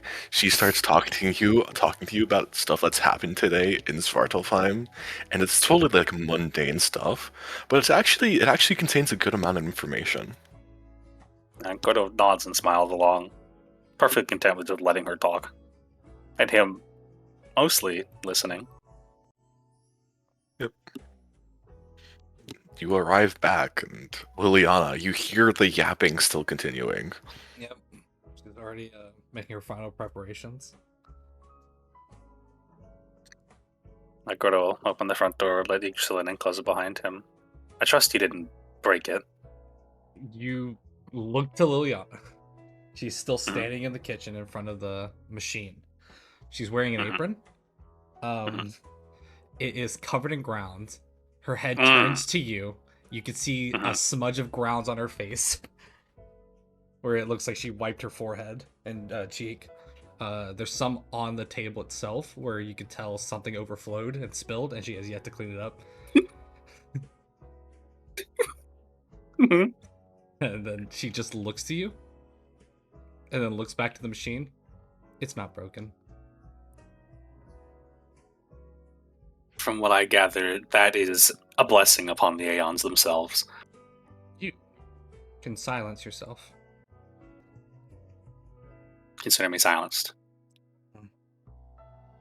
Yeah, and she'll eventually, a cup of coffee in her hand, if you could even call it that. A small plate underneath. And she'll walk over and sit down in her normal spot with the glass in front of herself. Liana, Gordo taught me how to steal a car. I'm sure he did. Please do not follow in his example. It is a poor one. I have 77 unread messages. As she says that, Gordo, you see the red light fly through the window, phase through it, and start circling her head again. It's probably best you deal with that. But Gordo said I can wait them out and have them come to me. Then I can calmly talk to them. That is what I said. She'll look to Gordo, the most blank stare. And then to Yggdrasil. You should address them now. Oh, okay. And she hits one, and you see the red like expand into like a full screen with the you've committed such and such crime. You now owe such and such money. And this happens like 77 times. Yeah. While she's doing that, Liliana is sitting there in her little spot, and she's like full postured up and just staring forward. Almost like she's waiting. Yeah, Gordo will watch her. He'll sit down across from her, drag the little saucer and mug in front of him. Which coffee did you use? The first one I saw. He'll turn around. Good selection. He'll take a nice sniff of the coffee. Just Mayan is all I can say. He'll take a sniff, he'll nod. What type of drink is it specifically? Or are we in the realms of... It is water, Mm. and crushed beans. Mm-hmm. It's got a bit of sugar in there. Mm-hmm. That's about it. Yeah, It's he'll take a sniff. I would say that it's very bitter. It's definitely overcooked. Take a sniff. He'll admire the notes on that. He'll waft it a little bit. He'll nod and take a drink. You hear him slurp. There's dead silence as he blinks, Yeah, and you hear him start crunching. She's not even looking at him. She's staring where the cup was, completely unemotive. He'll crunch for a couple seconds and sit there blank-faced staring at the cup. It is... Yeah. Yeah. I had Yeah. figured this was the outcome mere moments in. Surprisingly enough, it's not the worst cup of coffee I've ever drank. You need not hold back. I will admit, I don't generally prefer to eat the coffee grounds as I drink them, but I'm open to new experiences. She'll just shake her head, now leaning back. You make it And, seem simple. I mean, it isn't.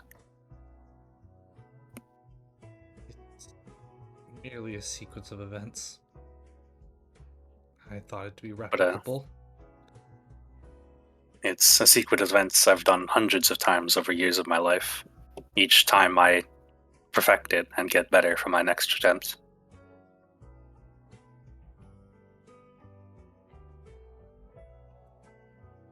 I will admit, not a bad job for a first try. Tell me, do you make coffee because you like coffee? Or do you make coffee because you like making coffee?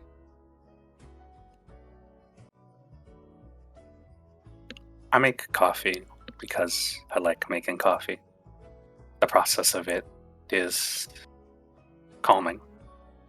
Everything I do is controlled, exact. It changes the outcome in ways I can predict. The happy ending and byproduct is I get to drink the coffee after. Definition of such a act is a hobby, yes? That is generally what they're considered. I mean, I've had one person consider it a waste of time, but they're no longer with me. I see. And when was it that you acquired your passion, I guess to say?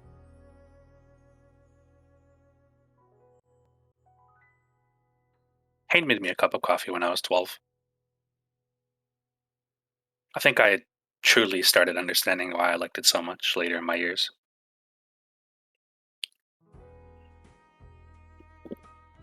But it's moments like now when I realize how much this means to me.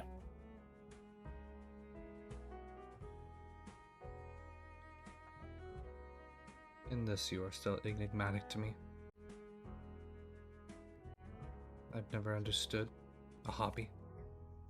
Never possessed one myself. I was hoping that maybe your enjoyment, passion could bleed through, if only a modicum.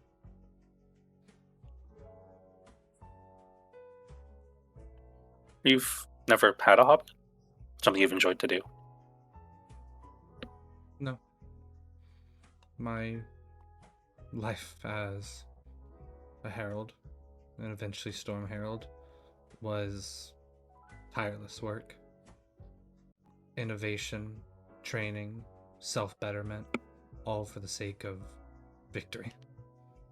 A victory which never came. And now I find myself unknowing what to do with my idled hands.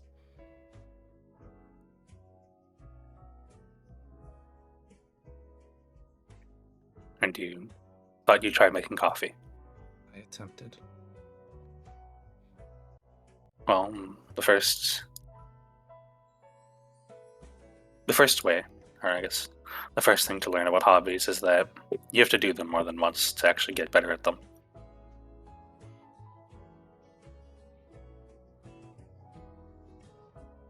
I suppose there's truth in that. I was just seeing if I had the innate protege material for being a coffee maker. It is clear I do not. No one gets it right on the first try. There are some better than others on the first try, I will admit.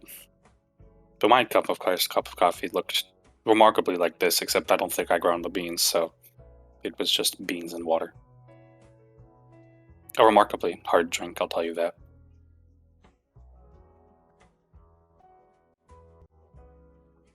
She'll stand up, step over, and take the tray and cup from him. But perhaps my second cup will leave less to be desired. Would you like some help? Not right now. I think now I have another task that needs my attention. You do that. And for reference, try the third bag. They're less temperamental. Understood. Yeah, she'll go over, do a bunch of cleaning. And then she has a bag of assorted ingredients on the counter, and she is patiently waiting for noon to hit. Ibuki is just staring at her as he helps clean the area. Yeah, When he's done, he she stands there at 11:59. You don't have to be right on the dot for this, Liliana, but it is appreciated. Punctuality is in my nature. I've noticed. Come along. We shall craft and cook. Right. And she'll set down the leaf of paper that has the entire recipe on it. This. How much is this for batches? What? How much? Is it a batch? Is it a single batch?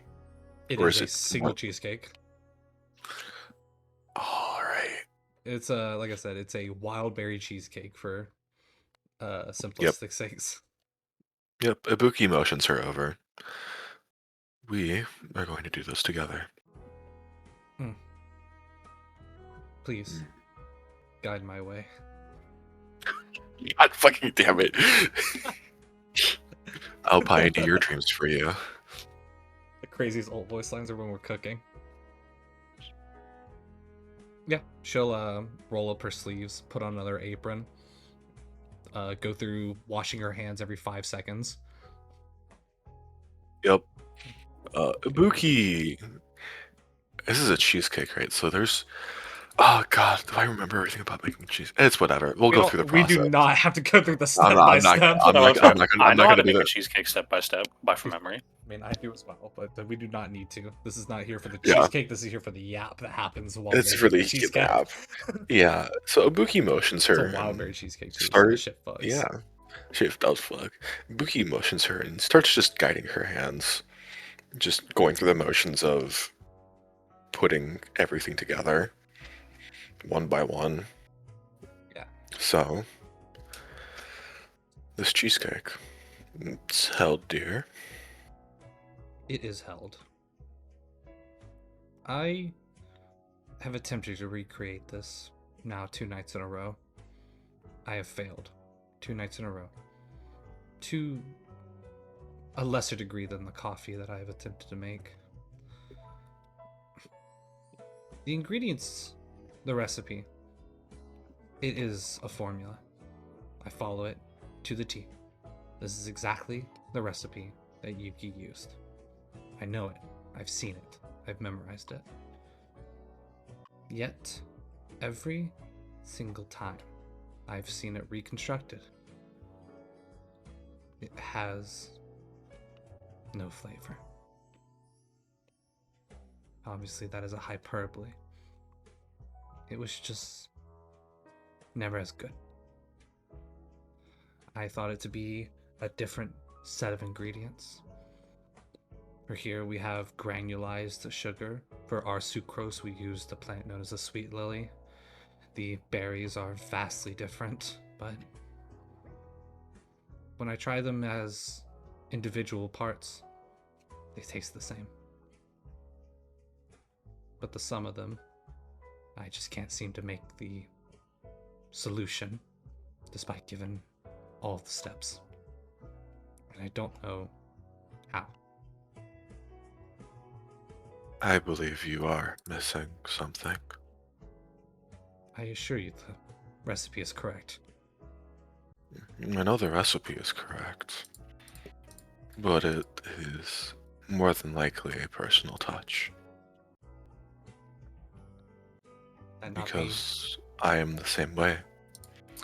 I have tried countless times to remake my mother's favorite dish. The simple mochi. Sugar, other ingredients, pounded together, steamed. But it doesn't have that warmth. Doesn't have that same feeling.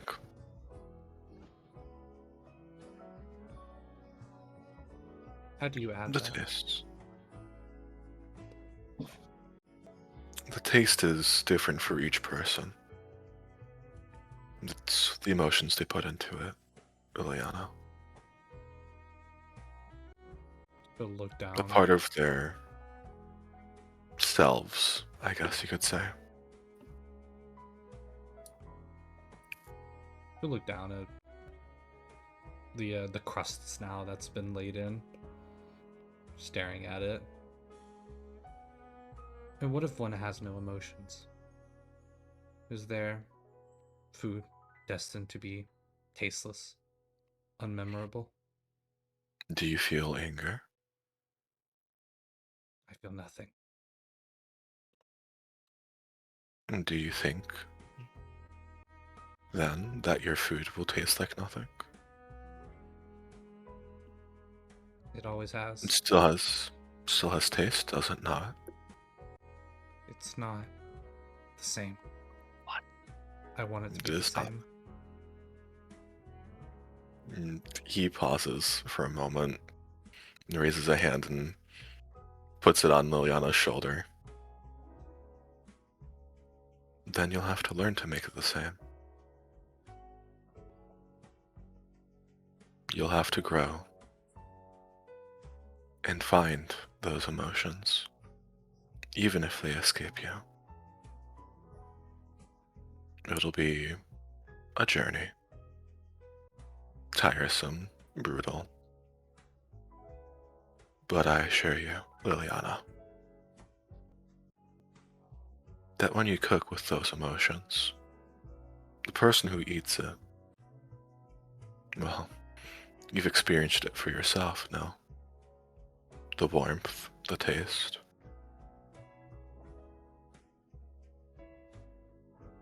She'll stare down at it. Very deep and contemplative thought.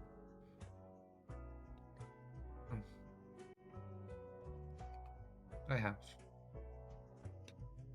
And then, if I may ask, for this moment, for this dish, can I borrow your emotions? He pauses for a good moment, and then lets out a weary sigh. Just this once, Liliana, you may.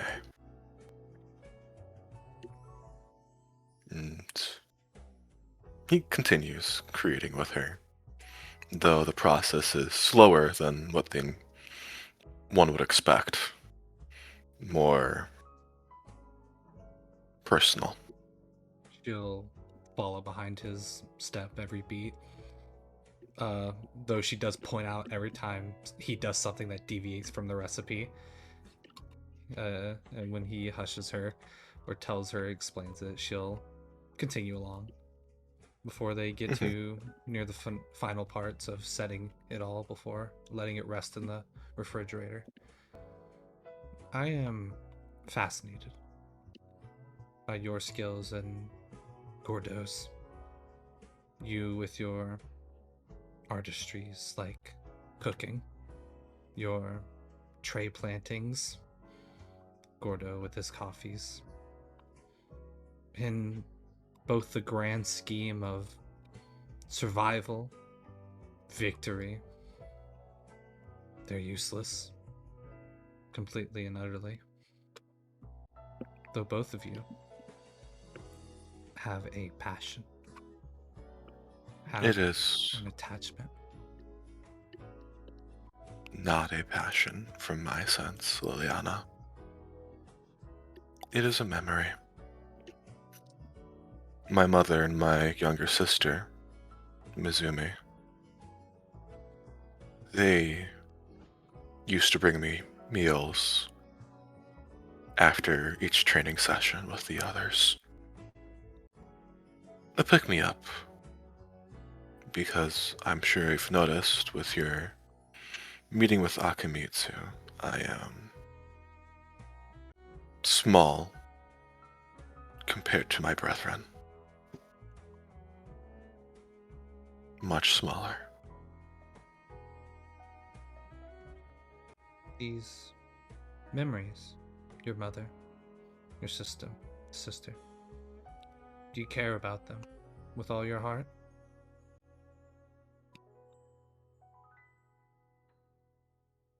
When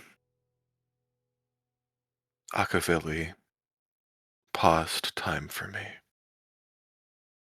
when the Nook looked upon my planet with disdain and disinterest as he brought the sun closer, I begged him to switch places with Mizumi so that she may live this life. That if one chance came, that I could be the one to die for her. I do care deeply, Liliana. I care so very deeply. And I lost them. That is why I ache within my heart. Those feelings. That love. It echoes in everything you make. The swing of your blade, the roar of your words, the delicate craft of your foods. It does long with them. I believe that truly is passion, and it is admirable, truly and deeply so. I understand your pain.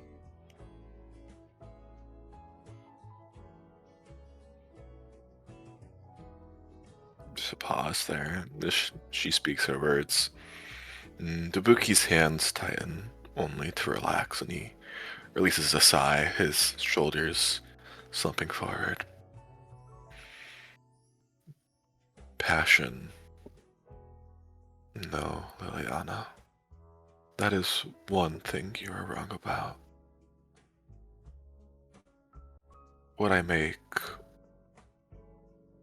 is what I resonate with is sorrow.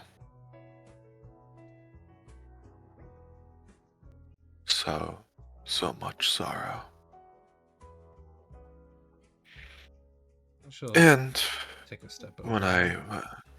when I once started, I hid behind the voice of vengeance, claiming to desire to slay Nanook to right the wrongs of my people once lost. I'm only a fool. I just want my people back. I just want my home back.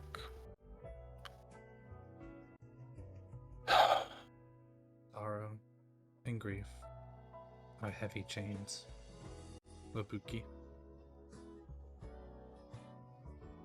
It's clear to see that they weigh on you, attempting to drag you down. I see your restlessness in it.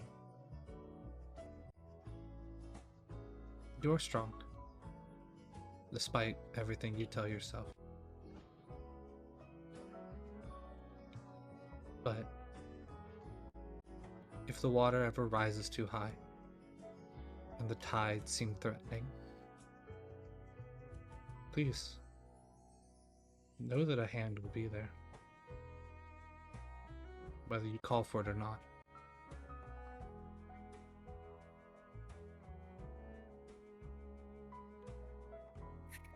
He stares at her. His eyes dull, gone with the fire that once claimed them. I will do my best to remember Liliana. This is when a hand reaches, holding his arm gently. All I can ask is for your best.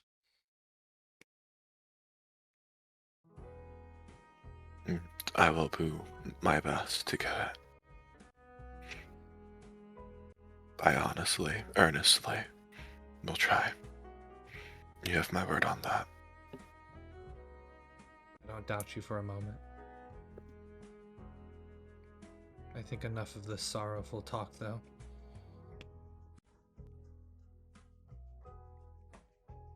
Indeed. She'll lift the cheesecake up, take it over to the refrigerator, slide it in. Come. We have... And then she'll look over the oven. 3 hours. Let us... Enough. A shopping trip then, yes. Yes. Though I wish to keep it brief, if possible. No worries. Only take at most 2. Then let us be off post-haste. Indeed. Off we go. Yippee! Alright. And the Ibuki and Liliana exit the Gem Heights.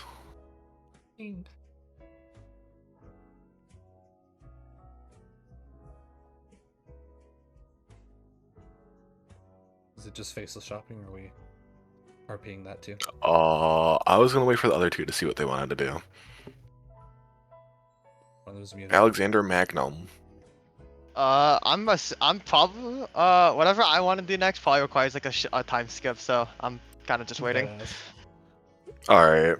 Alright. Did you want to do any downtime activities? I mean, mine is literally just if someone needs help, I do it. So I mean, if anyone needs it, I'll just click a button, I guess. Well, you also have, you know... 4-day time skip. I guess we can do a Skippy. Yeah, let's skip. What about this. you, Gordo? He's muted. Oh, so he's I'm gonna muted. Make that choice for him. We're going to do a Skippy, alright. Sorry, I was muted because I was munching on an apple, but you can see it. Damn. Yeah. Munch on this cock. Damn. Forward. Hey, yo. What are you no. on? Ian, just make a few, you know. You? Make Just a few? make some, just to make a few rolls for me. Yeah. Give me 3 bartering. Race barter? Where's my Today's barter? barter. Where's my barter? Oh yeah. Make sure I don't have it. Yeah, pass. Remove 2,000 credits. I had that note. I have that written down somewhere. I think it's in my notebook. 2,000 you said? Minus 2,000 credits. Okay, I'll just do this. And I'll find my notebook in a minute.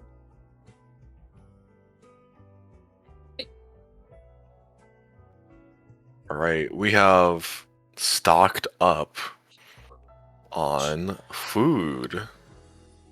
It's a lot of food.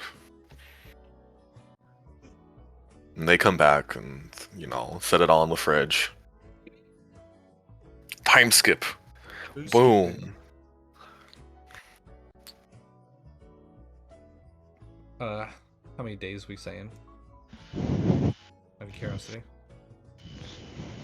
Depends on how much all you want to do.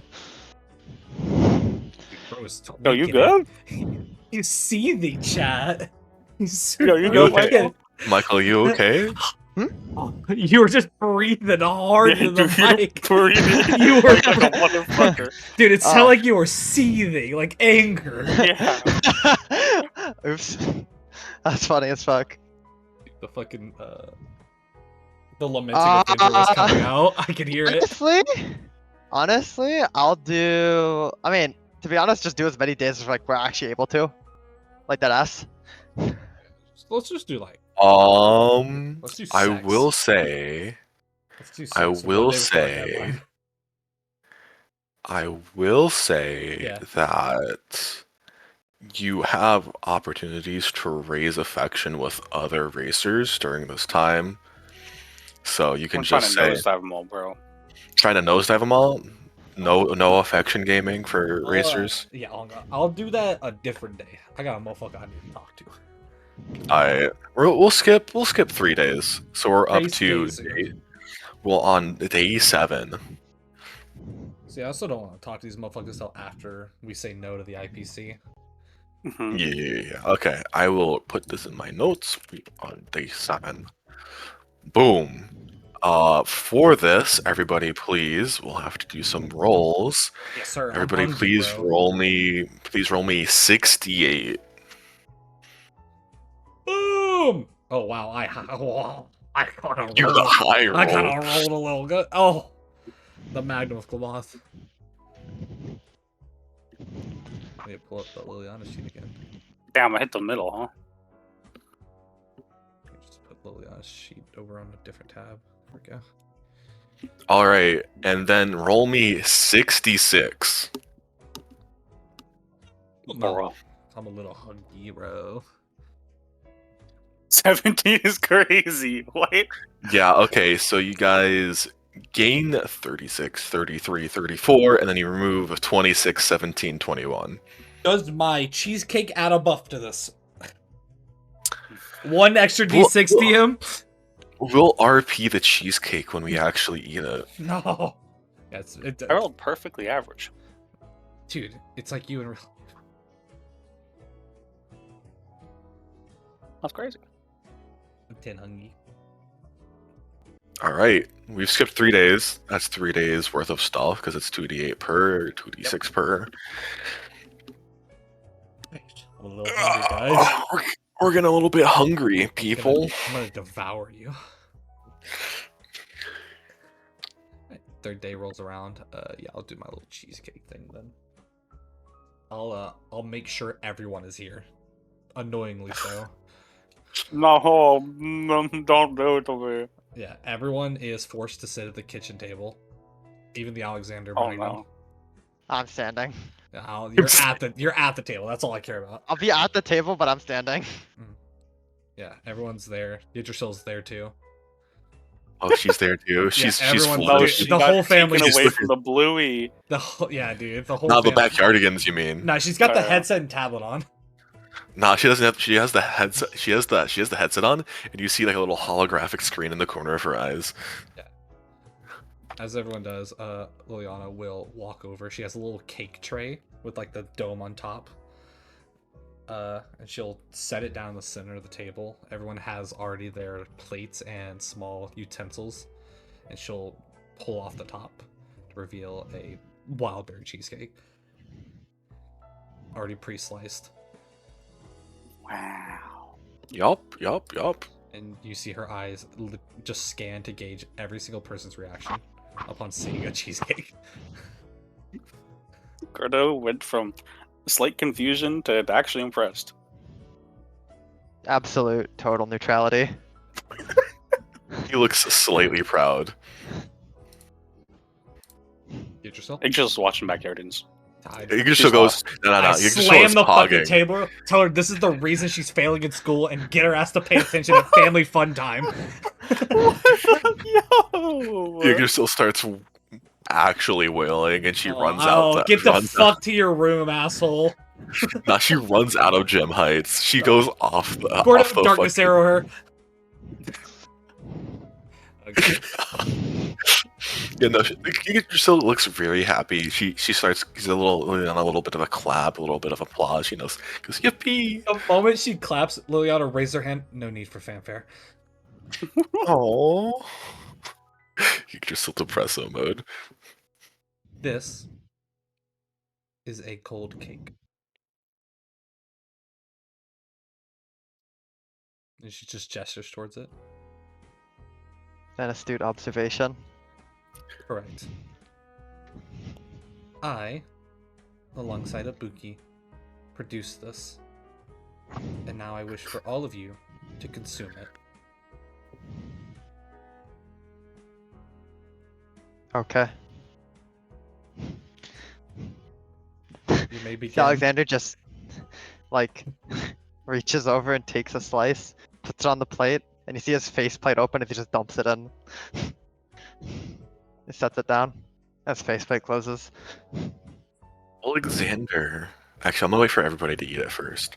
He sits there and she is like mad dog glaring each person with like an analytical gaze to see every emotion. Gordon will roll his eyes at the barbarian next to him.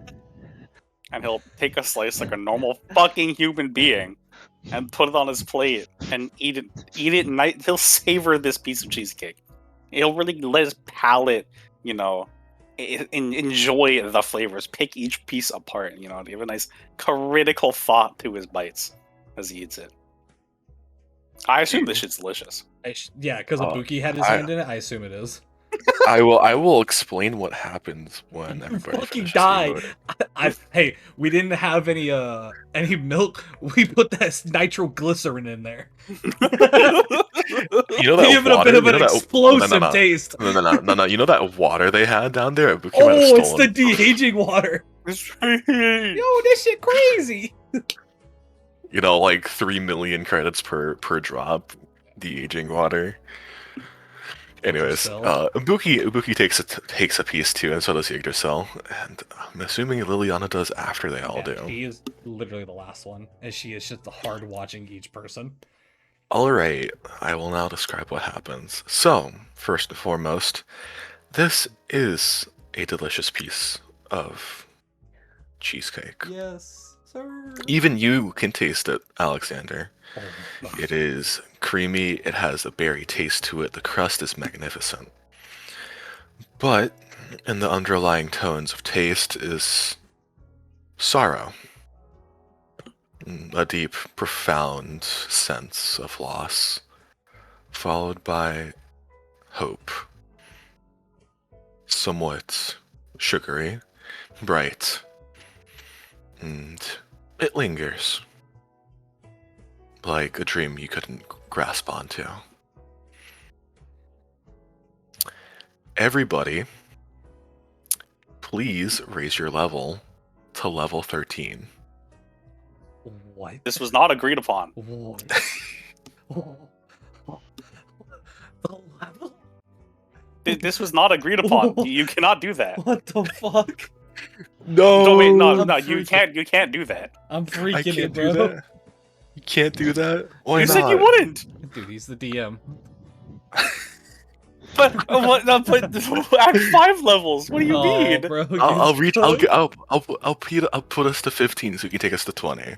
Oh, You said you that's wouldn't add any crazy. levels in this act, That's bro. crazy. You literally told me to my face. It's I asked devolving. you. Are you adding levels in your act? And you said no. And I said, okay, thank you, Ben. I will well, then we add have to levels to my act. Then I thought, okay, you know what? Fine, no more level. That's all. We're fine. We're fine. It was I thought we had. I thought. I mean, honestly, yeah, no, I mean, yeah, I don't know. Yeah. Alright, I mean, anyways, I was about to open my sheet and turn my hit dice from a D12 to a D20. That's all I'm gonna say. oh ew. Ew, you're nasty. Holy. Actually, don't let us ever hit level 13. Actually, Dude. RJ. That cheesecake was so good it felt like leveling you up.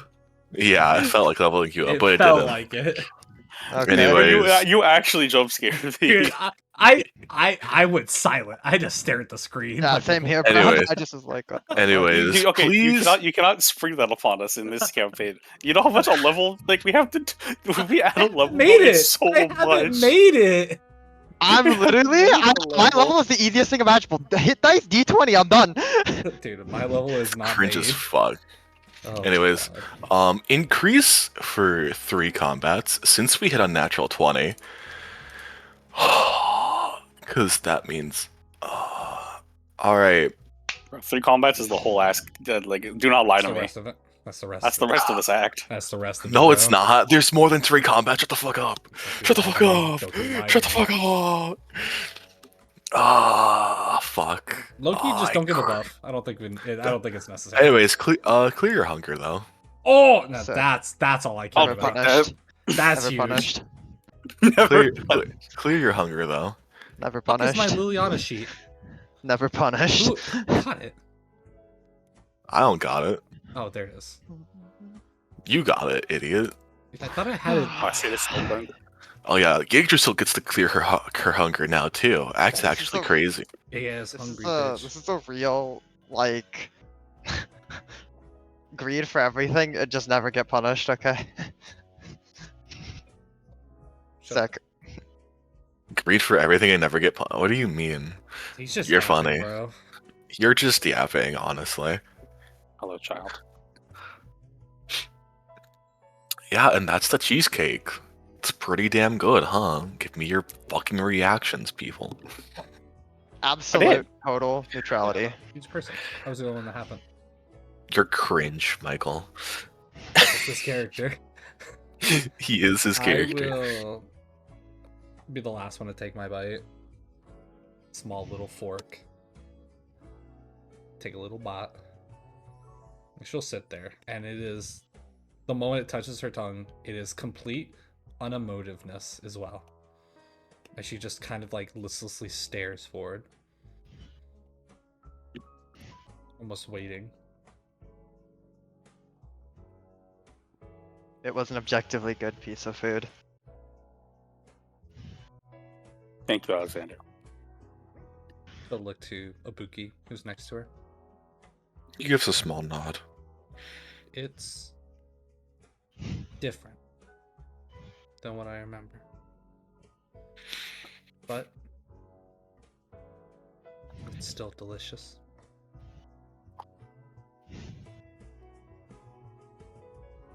Thank you. Maybe when you find those that you seek, you can make this by yourself.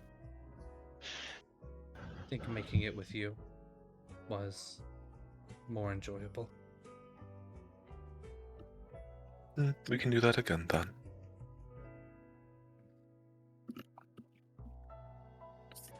And she'll look to the rest of the cheesecake and feel free to finish it all at your leisure.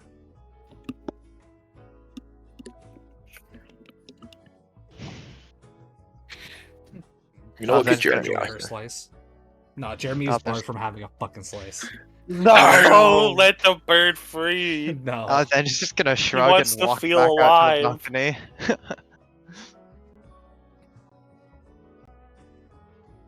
My child. Rest in peace. Yggdrasil goes for a second piece though. I fucking snap her neck. Yeah, no, she's free. My I fucking stab her God. neck. She's free for it, bro. Sorry. That was the finality of me talking. That was the hill. That was not the finality. That was the veracity. Dude, no, fucking the crow was on my shoulder whispering shit. I was freaking about. Yo, you should snap. You should snap her neck. You should snap. Snap her neck, Liliana. It's like the hand twitches, like, oh, you almost, bro. Ooh. You almost. And then I throw the bird into oblivion. Yeah, she's just gonna go find a seat by herself and enjoy the rest of the cheesecake silently, and that's all I have. Yep. There we go. That was the cheesecake. I hope you all enjoyed it. Yum yum yum. I rolled a natural 20. That wasn't supposed to happen. Dude, now I just want cheesecake in real life. I have ready for it. You know the ultra tech I just pulled on you, by the way. What? While you went to the bathroom, I prepared myself a slice of cheesecake. I'm killing you. I'm killing you. It's just a normal Just slice. Make cheesecake, lol. Just, I don't wanna. It's like effort. I have to mix like It's just- 4 things and then put it in a I have to fridge. make- That's hard.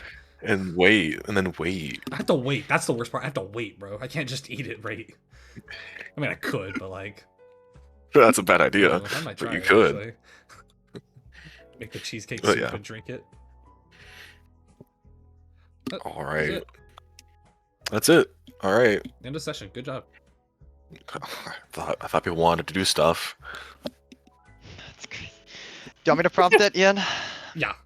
I've yapped enough. I need to drink water. Is there gonna be? Do you want another time skip, or are we just gonna raw dog do it the same day? Dude, this is the same day, bro. Today was just cheesecake. That's it. Okay. After the cheesecake ceremony quiets down, Alexander, for once, actually walks inside. He begins to make his way over to Liliana. Desire another slice? No. I believe there is adequate free time, and although a venue might be difficult to find, Dan is gonna kind of hold up his fist. I think we have procured enough time to test our strength against one another. I forgot about this arrangement, if I'm to be honest. Though, and she'll set down the plate. How could I turn down an invitation? I have thought of venues, although many are most likely inadequate for the scale of what we're about to do. Alexander says he begins to walk towards Starship Velociraptor. Do you have any shit. ideas? She'll follow. She'll put a quick hand. Well, I think a fight between us would be destructive no matter where we stood. How about somewhere indestructive? Somewhere amber. His fists tense a little bit. Yeah, her eyes notice it and then back up to him. Logical conclusion. Let's go. And she'll stop. Her eyes look to Gordo. And then it is a very much of a beckoning look before she turns and starts to following Alexander again. I'll sigh and roll his eyes and stand up. Oh god, what am I getting into? He'll walk with you guys. Ibuki watches the three of you. And he tilts his head for a moment and thought, you all just come back. Hopefully in one piece. I would prefer that, yes. Most likely. And he settles down in the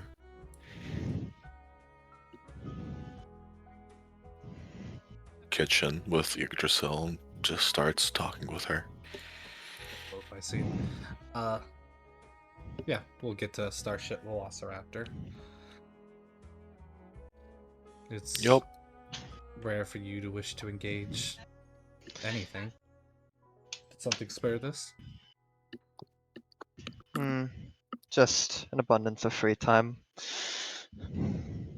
We have had quite the abundance, have we not? I have found myself also idly prattling around.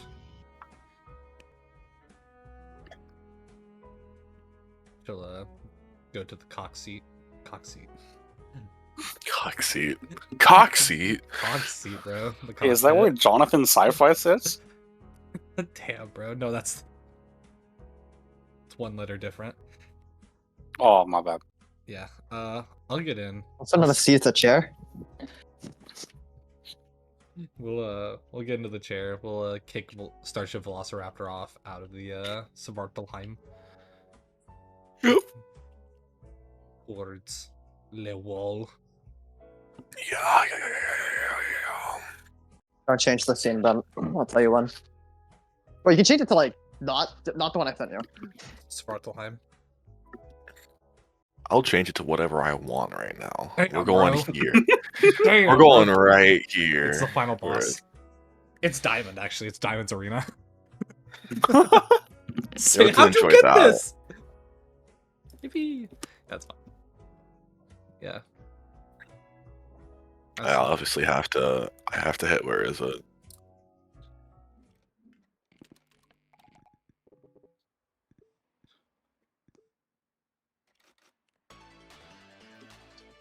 Starship Velociraptor. Starship Velociraptor. Before this whole scene starts, I'm gonna take one lip piss. All right. Pretty good idea.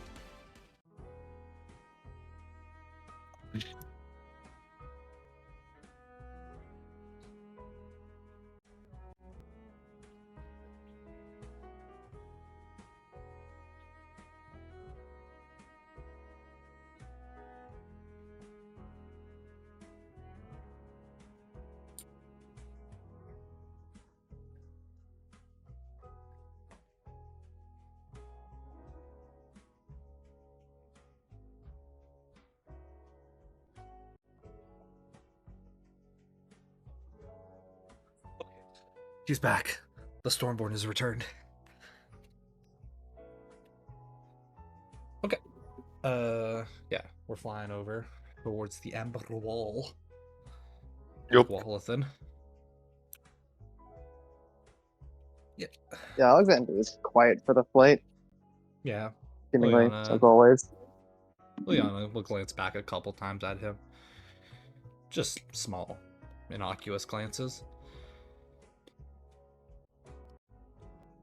And, I assume we approach the wall.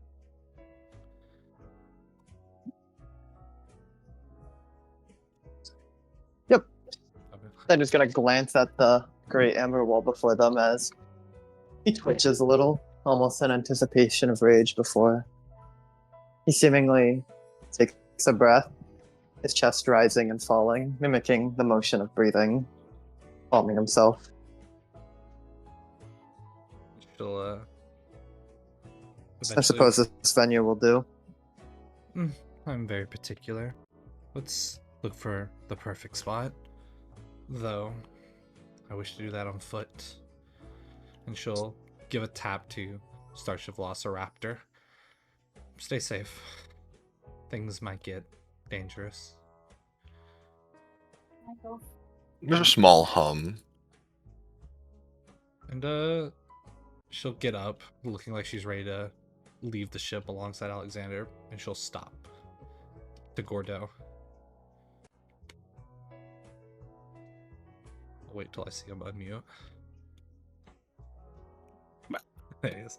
Yeah, Liana's gonna stop as she goes to walk past you, off towards the exit of the ship, and Gordo. If at any point things become fatal, you'll step in, won't you? Like always. That's all I can ask. And she'll step over towards where the exit would be. Shall we go, Alexander? Michelle. Yep. He'll hop out with you. Yeah, she'll jump onto the top of the ship, looking at the amber wall before she turns into an arc of lightning shooting towards the giant wall. All you see is a giant sedge of Glamoth right before where you land, as Alexander lands as well. She'll look around, seeing parts of the amber still jutting up, making more uneven terrains versus more sheer terrains. She seems to inspect, very choosy about where she wants to begin this, and she'll start walking in a direction, assuming he'll just follow behind. And then I'm just gonna walk behind you. You know, it's been quite some time since I've had a mock fight with, well, anyone. Though, I suppose you could say our fight with Li Yuan was so, but I'm quick to discard that since it was mainly the Nameless against her. I believe that my last spar was years ago with my father. Not a memory I considered pleasant until now. Back on Glamoth, did you ever engage in such trainings? It was unnecessary. Knights are made to fight, and they will fight to the best capacity they need to. Training was an afterthought, if any. The only training I did was flying faster. Well, that was more for leisure than practicality. Part of me assumed that was the regimen. It's scary. A life of war. Ours are different, yet in ways similar. Both being made to fight. Both of us to be raised as the pinnacle. You know, in my days, I only ever lost a few times. All of which to my father, the previous Storm Herald. To be expected, of course. And it was standard Nyrian procedure to spar regularly with opponents greater than you. Soldiers training with elemental heralds, the academy students training with their seniors. And even in the academy, I was considered superior to even my upperclassmen. Whenever I sparred, it was to help someone lower than me. It was never for myself. That was until one day, a lazy girl who never participated in any fights found herself forced into a battle with me through the teachers. I thought nothing of her, and her of me. And can I tell you, I had never been so frustrated with a fight in my entire life than when I first fought with Yuki. She fought like she didn't want to win, like she'd rather be somewhere else, and not bettering herself. She would mock me, jab me with her words. She would recluse from every engagement. And then eventually, I acted irrationally. And for the first time, I had lost to someone who I thought was beneath me. Can you believe how crushing that was to me? Yet afterwards, all I could do was smile. Almost like a weight had been taken from me. And she'll stop as her eyes scan this more flattened area. I apologize for my deluge of memories. I don't know why, but they begin to well up with me as of late. Remembering where I'm from and where I am now. Do you ever think such thoughts? Often. Well, I used to. It seems we've both missed a lot from each other's journeys. We seem to have gone through a lot during the Matrix, as have I. Endured much and changed much. I can hardly recognize you from the girl I once knew from Superstar. Is that not Is that not our trajectories? To grow past the person we were?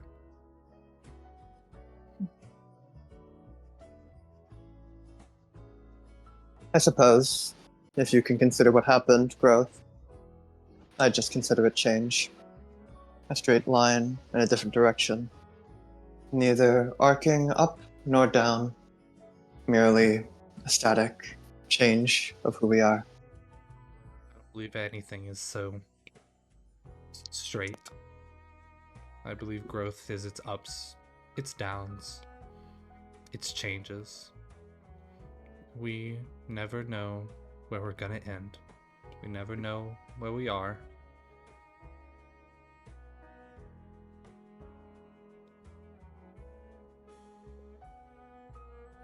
Painful to know that. I would know better than anyone. Does it change anything? Of course it does. I don't think it should. How You've- can it not? Because even if the ending has been predetermined, I think that's okay. I think there are countless things in each person's lives that they cannot change. But That is true. I think that before we reach the end, before our journey comes to a close, there are also countless things that we can do while on our journey. And I think because of that, because of this choice, I think that the end of the line will reveal to us a completely different meaning. Our journeys define our destinations. Thus is the will of the Trailblaze. This is my will.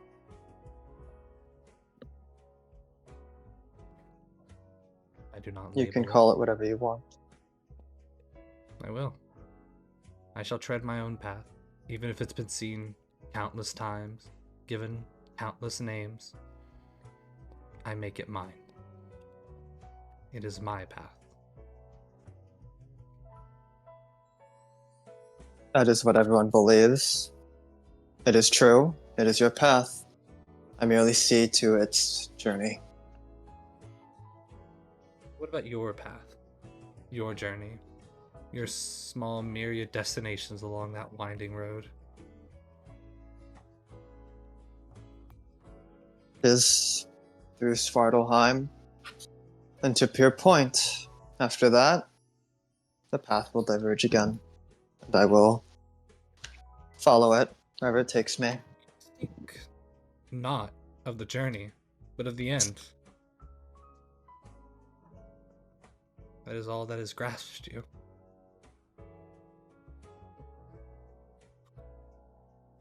The journey, it's hard to care about it when your entire existence now is based upon it. When you already see every destination you need to hit, every obstacle you must face, you merely accept it. It is inconsequential. The lives here, while important to the grand scheme of this universe, are inconsequential in the path of the Trailblaze and everyone's journeys. They're just more lives that must be saved because we preserve life. Believe all of these lives to be nothing but a grain of sand, inconsequential, innumerable to the infinite number of lives out there?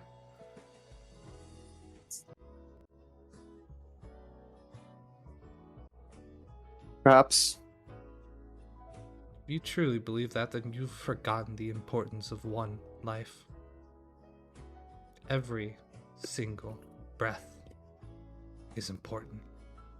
And I would stake the ends of the universe to preserve them. One life here, 100 lives elsewhere, thousands of lives nowhere I can find. Each of them important. Each of them unique.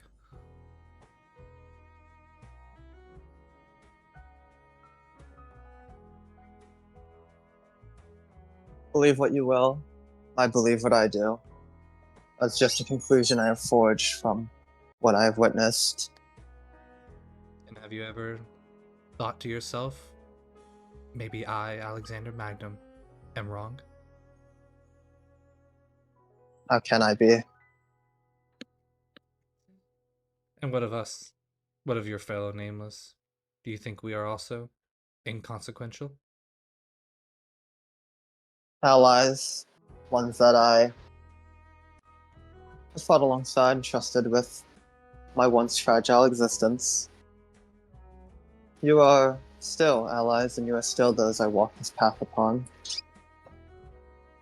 That is what a companion is, I suppose. You avoided my question.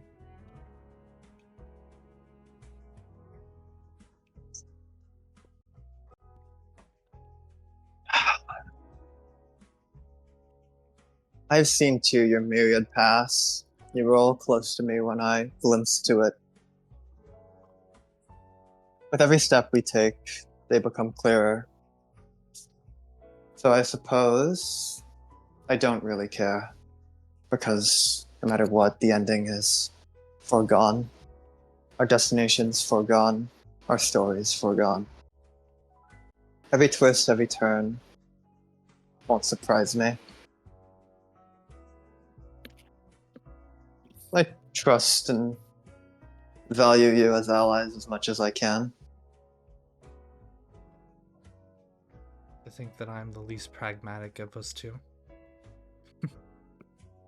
I guess emotion has reined me in to some degree. I'm not to tell you how you should and shouldn't feel. That is against my beliefs. But what I think you've done is built yourself a cage of ignorance. One that I despise looking at every time I see it.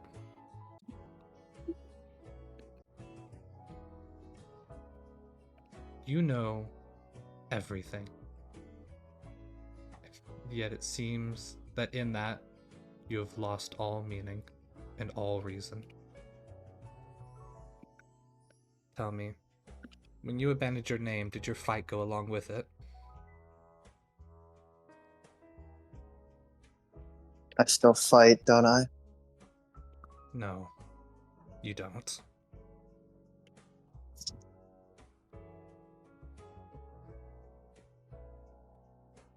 I can prove it, here and now. You've seen every possibility, every path. How about we define which one we stand on?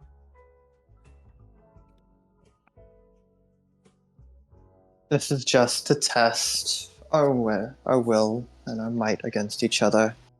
Nothing more. Alexander begins to raise his fist. Nothing less. This to me is more than that.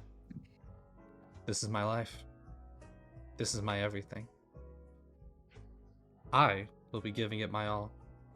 So please do me the respect of giving it yours. There'd be no point. Yeah, and with that, her hand holds up as lightning saber and a spark forms.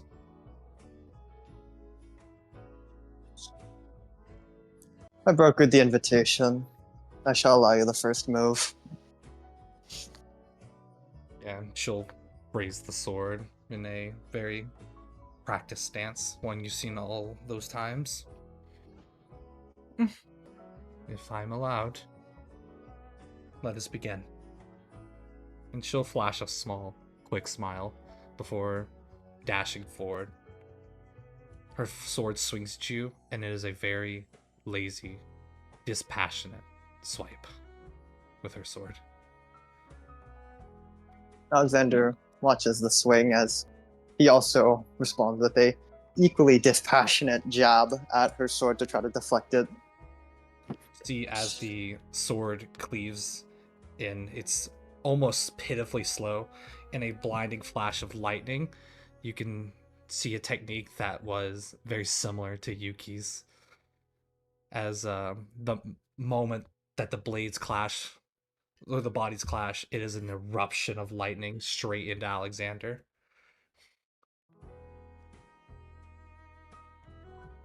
Alexander holds out a hand as he eats the brunt of it, sliding back, kind of dusting himself off as he kind of rolls his shoulders. That's new. Fighting is constant innovation. Show me something new. Something new.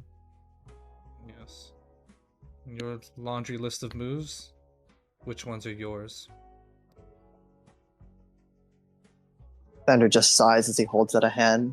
emerald flames coalescing around his palm. Scorched earth. As he speaks, a massive blast of emerald flames fly straight at Liliana. Yeah, you'll see as she'll take a back step, planting her foot in, as she makes a massive horizontal swipe at the flames. This arc of lightning shooting off as it clashes in, almost like a momentary beam clash, as they both are erupted and destroyed upon impact with each other. The moment that those flames and lightning clears, lightning step and strike, and you will see in a blinding flash she lunges towards you, her sword bared. Alexander just raises an arm as a giant shield made of flaming butterflies forms as he tries to block the attack with phalanx. Yeah, the moment the phalanx comes out, you see her foot planted in the ground as if preparation. She teleports straight up and just behind the phalanx, swiping straight at the head for a kill blow. You donk Alexander in the head. He kind of staggers forward as he pulls out the Magnum blaster, aims it at you, and starts firing. Yeah, the first bullet does hit across the shoulder, as the second goes straight through her body as it seems to dissipate into nothing but lightning. She then raises the sword up with an uppercut-like slice to slice straight through the arm of Alexander that's wielding the blaster. You hit his arm, scraping along the carapace like metal as you knock the gun from his hands as he drops the phalanx and immediately attempts to grab her by the throat. Yeah, she does. She just lets him grab as she's grabbed, and she puts a hand onto his hand with a bit of a smile, and you're not the only one that likes to get close. And you will see as her entire body starts to charge with complete and utter destruction. As you watch from a distance is a massive explosion of lightning from where she is as she uses Oblivion. Alexander raises his other arm up as he eats the full Oblivion, kind of getting launched and sent flying back as he lands on his back, scorched as he picks himself up, the damage repairing as he dusts himself off. I should have seen that coming. Yeah, the moment he does that, he sees the Liliana in front of him dissipate into lightning as a sword will slash in from behind him. He kind of just staggers, like, he looks a little surprised, but he then kind of rights himself, just thinking, right, she's fast. As he that's right, takes both hands as they glow with emerald fire, slamming them down as they explode around him in a massive explosion of flames to try to get Liliana off him. Yeah, she concedes in that. You watch as she dashes backwards, arcs of lightning each time her foot touches the ground before sliding back, attempting to dig her sword into the amber as it glances off, and just having to rest with her hand pushing against. And she'll stand up, look to him, now distant apart. I think it's your turn for the offense. I suppose so. See Alexander's thrusters come to life as he flies straight at her, his fists raised as you see emerald fire begin to surround it. Yeah, she sits. Yeah. Oh, yep. No, she just stands as you watch as she raises. She goes to sheath the sword and just stands there readied. Yeah, you see Alexander fly straight at you as pulls back his fist, energy surrounding it. He just kind of watches as you don't move. Yeah. Just before he reaches... Oh. Mm-hmm. No, go for it. Just before he reaches you, he just, instead of punching you, he punches straight down the ground, sending out a massive shockwave to hit you instead of his fist. Yeah, as the fist slams into the ground, you see Liliana simply just hop right above. Her form right in front of Alexander as she goes to unsheath the sword, and it is a pommel strike straight to the face as she yells, "Ignorant." And it is an explosion of spark that is seen waved all behind him from the simple tap.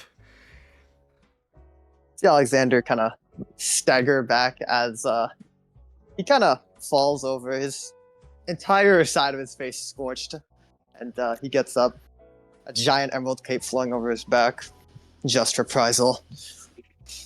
Oh yeah. I suppose I should try a little bit more. See him as he summons his standard. For Her Majesty. Liliana will raise her sword as the just reprisal hits. knocking her back a little bit as she does a flip to catch herself, looking up as she sees the large form of the standard appear. Now we're trying. And she'll shake her head. You'll see as she dissipates the lightning saber, as the lightning around her starts to arc and shatter across itself. Two dark clouds forming above as they start to encompass the small area above the amber wall where they are, as lightning strikes down around them. Go ahead. I'll give you the first shot. Seems fair. Alexander holds out a hand as a long sword forms in it, igniting with flames. See him kind of lower his stance to the ground as his thrusters begin to fire. And in an instant, he lunges straight at you, low to the ground as he attempts to stab upwards with a magnum blade to try to impale you. You watch as Liliana takes her blade ready to strike down at you, as the quickness of use almost seems to catch her guard, and the blade straight through before you watch her entire form shift into lightning as she now stands another 30 feet back. I'm waiting. Alexander, without looking, throw the magnum blade straight at you as he pulls out the magnum blaster and just starts firing in your direction as the blade flies by. She ducks under the blade as the magnum blaster hits this form again. Another one, now behind Alexander again, still stands there ready, not even approaching him. See him vanish as he teleports to his sword, catching it, dragging his hand along the amber as he throws out a massive wave of emerald flames, sending amber crystals and flames straight at her. She'll again raise her sword, and it is this slow circular movement for a massive spin attack, and you can see lightning thrusted and shown in every direction to clash with it, though in this time she doesn't dash through the attack, but instead you see her form shoot up into the clouds. You can see the lightning around it all echoing through before then shooting straight down at Alexander, this beaming impossibly fast form to track. Alexander watches, and in the split second she's about to, you see him flick his cape around him like a shield as he gets ready for her to hit him. Her sword clashes with the shield, a eruption of both flame and lightning in every direction. Though as the Liliana's sword clashes with, she almost seems to fall out of this projection that is still clashing with as she drops low, and you can see Alexander, a lightning covered fist, go for an uppercut straight to the jaw. Alexander watches, a little surprised as he watches Liliana seemingly be in two places at once as her fist nails him right in the jaw. Alexander flies back as he stabilizes in the air, the cape flying off him. Just reprisal. Counterattack. And Yeah. as with a point, the cape flies straight at you. Yeah. Liliana is going to just raise a hand with an attempt to grab it and destroy it with lightning. As you grab it, it flashes with the same lightning you struck him with as it turns green and then attempts to barrel into you as Alexander floats above you and you see a massive sigil of Glamoth above your head. Yeah. Liliana will look up at the sigil of Glamoth, not intent on letting him meet her down there. She instead goes to meet him up as she shoots up with another lightning step and strike to meet him halfway. Yeah, you hear the burn as the Star Crush dives straight at her.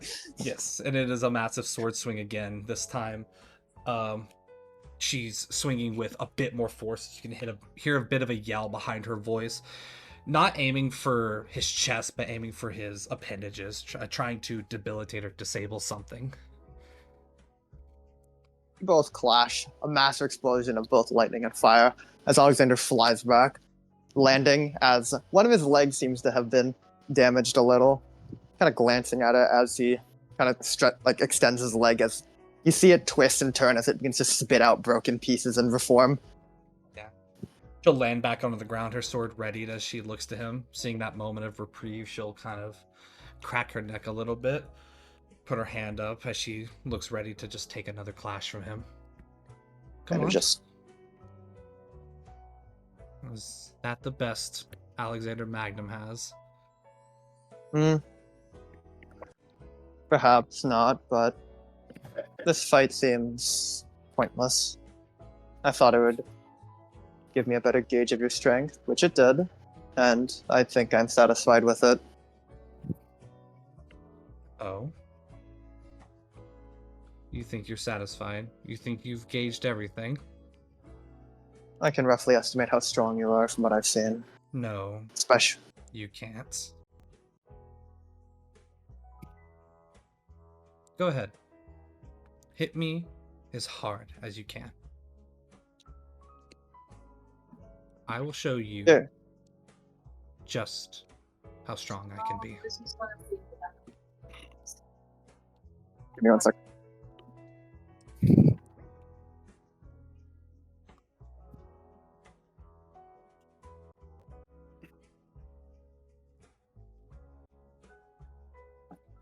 Getting caught. Can we change this goddamn music? I've been listening to the I've had my piano. own soundtrack on in the background. I can't because it fucks with the recording. Oh my It god. ran.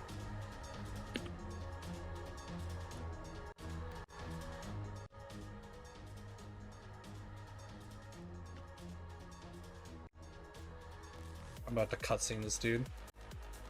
Don't ever fucking say that shit to me again, bro. I've got you figured out. Shut the hell up. I know everything about you. No, I I'm mean, about to hit you with some shit, bro. I'm about to make it look like I did level up. Xander just kind of stares at her. Hitting You you as hard as I could, there wouldn't be a point. Again, think you can underestimate me, like you underestimate everyone around you. Think all because you've seen something that you're better? That you're above it all? I know I am. No, you aren't. I am just a human. A human who stumbled into a Stellaron. I am nobody. I am nameless. And I will surpass you. 'Cause you don't have the right to underestimate me or anyone.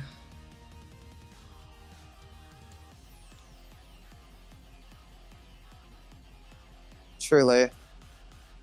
Even Akimitsu wasn't worth the effort. I understand that you can push me.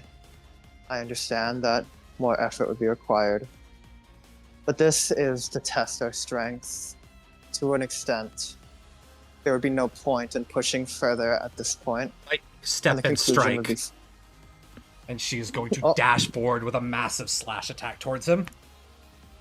See Alexander just kind of raise his arm as he blocks the attack.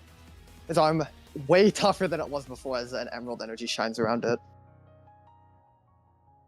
Yeah. As that happens, her hand reaches back as she places it onto his chest. All because of that brutish body? You think you're untouchable? And her lightning glows this pink as it's always been, this effervescent color, before it almost seems to turn cold and darkened. As you can feel, this lightning burns far deeper than the exoskeleton, far deeper than whatever's within, as it burns Alexander with its ferociousness. Alexander kind of actually staggers in pain for once as see both his hands come together. Either as it forms a cannon, he starts charging in her face. Step back. She readies herself. Her hand kind of tinges from the attack as she places both hands on the lightning saber, ready for the magnum pulse. You're not worth the effort. Magnum! Pulse! I'm about to cutscene this guy for a second. I go for it, bro. Yeah, you see him fire the full point blank Iron Man out right at you. Damn. Right in our face. You see Yeah. as she raises the lightning saber up with a deep breath of static. That same almost like darkened lightning at the edges of her lips. her sword glowing in anticipation for a very familiar, devastating, world-splitting attack. And then her eyes glance past the magnum pulse, and they rest onto Alexander. As a soft sigh leaves her lips, as in the second, her ultimate dispels. We've helped to fall gods greater than us. We've stopped ascendants. We've freed the imprisoned. You've fought the very skies itself. Yet you are not worthy of the Stormborn. Camellias and Violets, twin adjudication. Liliana spins her lightning saber in this wide arc around her, her other hand flying free behind her as a blinding, binding frost appears into the form of Nagaruyuki, and a torrent of slashes slices straight through the magnum pulse, exploding in this blinding fury. And through that explosion that could be seen for dozens, hundreds of miles even, with one last spin, she throws her sword as it arcs through the air, then turns into lightning and shoots straight through Alexander.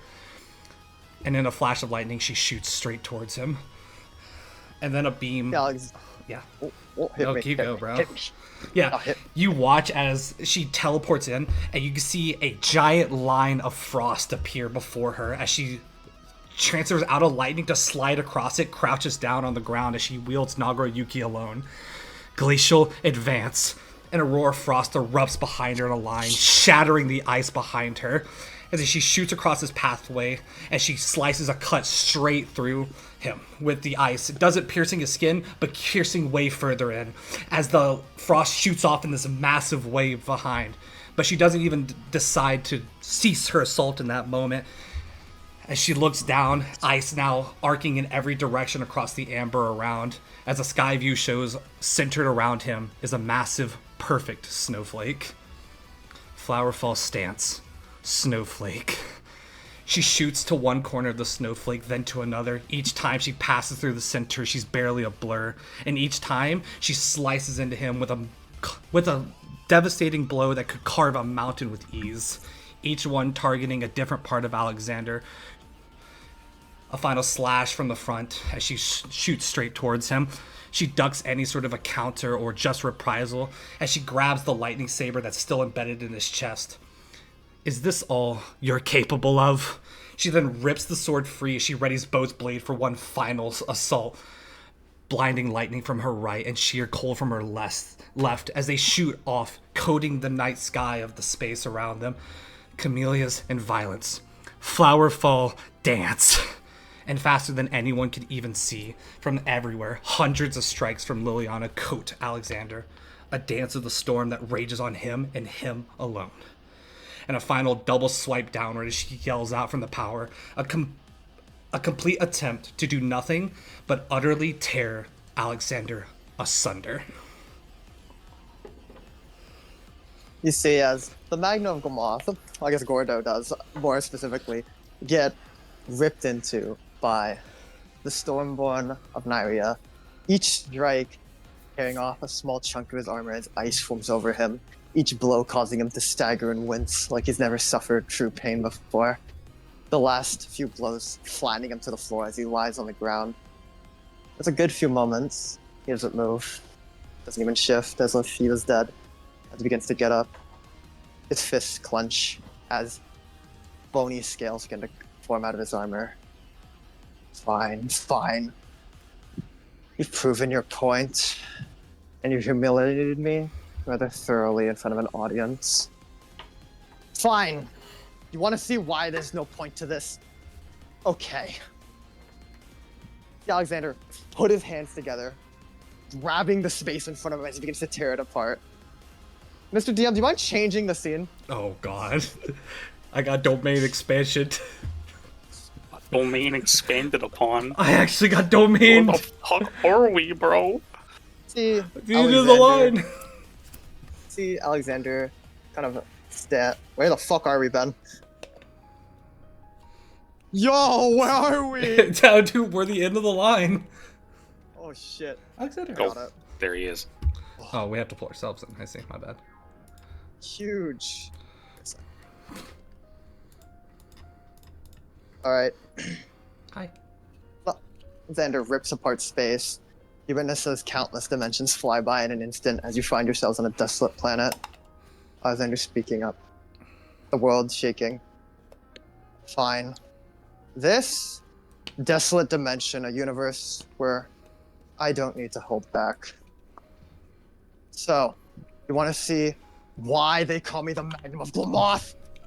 See as Alexander digs both fingers into the surface of the planet. Massive amounts of green and purple energy form as the symbol of propagation appears above him. He rips his hands up as a fire bursts out from the surface, ripping apart the entire surface of the planet as it flies at Liliana. Yeah, Liliana, before the explosion even hits, looks to him, and you can see in that moment the smallest of smirks before she shoots straight up into the sky, attempting to outrun the massive chunks of green and flame boulders, before eventually in the air turning, jumping to each one as they try to, as this entire planet attempts to belligerate into her, slicing with massive chunks of lightning and ice to cut through each of them, attempting to carve their way towards Alexander. As you throw your attacks towards Alexander, you see him walk through a portal as he disappears. A portal appearing above you as he grabs a chain, ripping down a moss-covered pillar the size of 2 mountains as he swings it right at her. Yeah, the moment she sees him go into the portal, you definitely see a momentary look of shock, as she's never seen him do that before every intuition tells her to turn around. In that moment, she raises up both blades, the massive pillars crashing into her, sending her back through the debris of the land below her, crashing through one of the massive rocks as she'll then stab down into one of them. Seeing the pillar still chasing her, she'll flip back. She'll flip to the underside of it, and with an explosion of lightning, fire the rock up towards the pillars. The lightning slams into the pillar, shattering it apart, breaking apart this mountain-sized piece of architecture. As you see a green glint fly straight over you. Alexander holding the Magnum Blaster as you see thousands of after images appear around him as he starts firing a barrage straight down at you, carpet bombing the surface as he tries to just graze you in the blast. Yeah. Seeing all of the after images, all of this information unload, Liliana for a moment there looks panicked before her eyes close, and only one. And you'll see as with her eyes closed in that moment, she feels the energy of each of those blasts. As she lands on another rock, both swords raise up as she carves through each one in this almost impossibly reactive time. Alexander watches as all the blasts are deflected back, each of them nailing an afterimage, revealing the real Alexander as multiple blasts begin to hit him once Liliana determines who he is. Alexander just holding up a hand as a shimmering barrier of energy appears.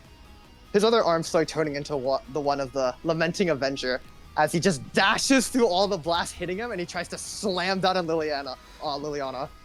Yeah, she sees this fully frontal attack barreled in with just an egregious amount of intent before she'll kind of take a couple steps back, her sword raised as a slow, apathetic slash right in front of her with a Betray Thy Apathy to attempt to clash with this. The Alexander's hands slam into your sword as he begins to press down with full force. He glances at you as his eyes turn red.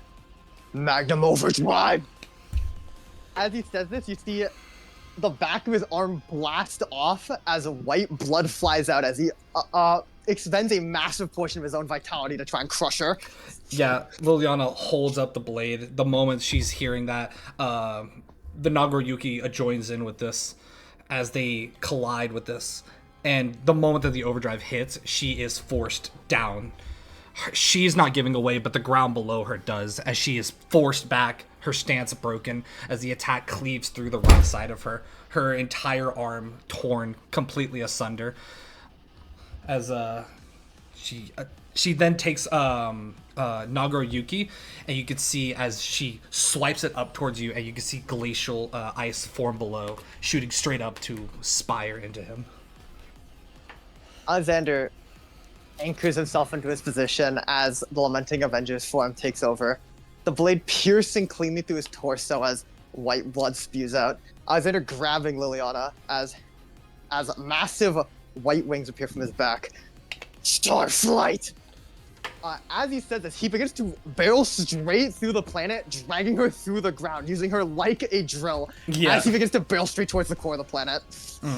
Yeah, as she is carved in, she grunts out in pain, her arm reforming out of this explosion of lightning, though now it is just pure energy. As she presses it against his face, an explosion of lightning shooting all through him, his unmoving form, as she looks down behind her this entire time as he carves her through. As you grab his face and blast him with lightning, you cleanly take one of his 3 heads off as the other 2 glance at you and open their mouths and try to bite on your shoulders to get a better grip as he keeps flying forward. Yeah. She'll put up her arm, shoved into their mouths like you would a dog trying to bite you. And again, more and more lightning before she raises the Nagoriyuki, stabbing into her own shoulder and cutting off the arm again. Her form turning into lightning as she appears on the back of Alexander.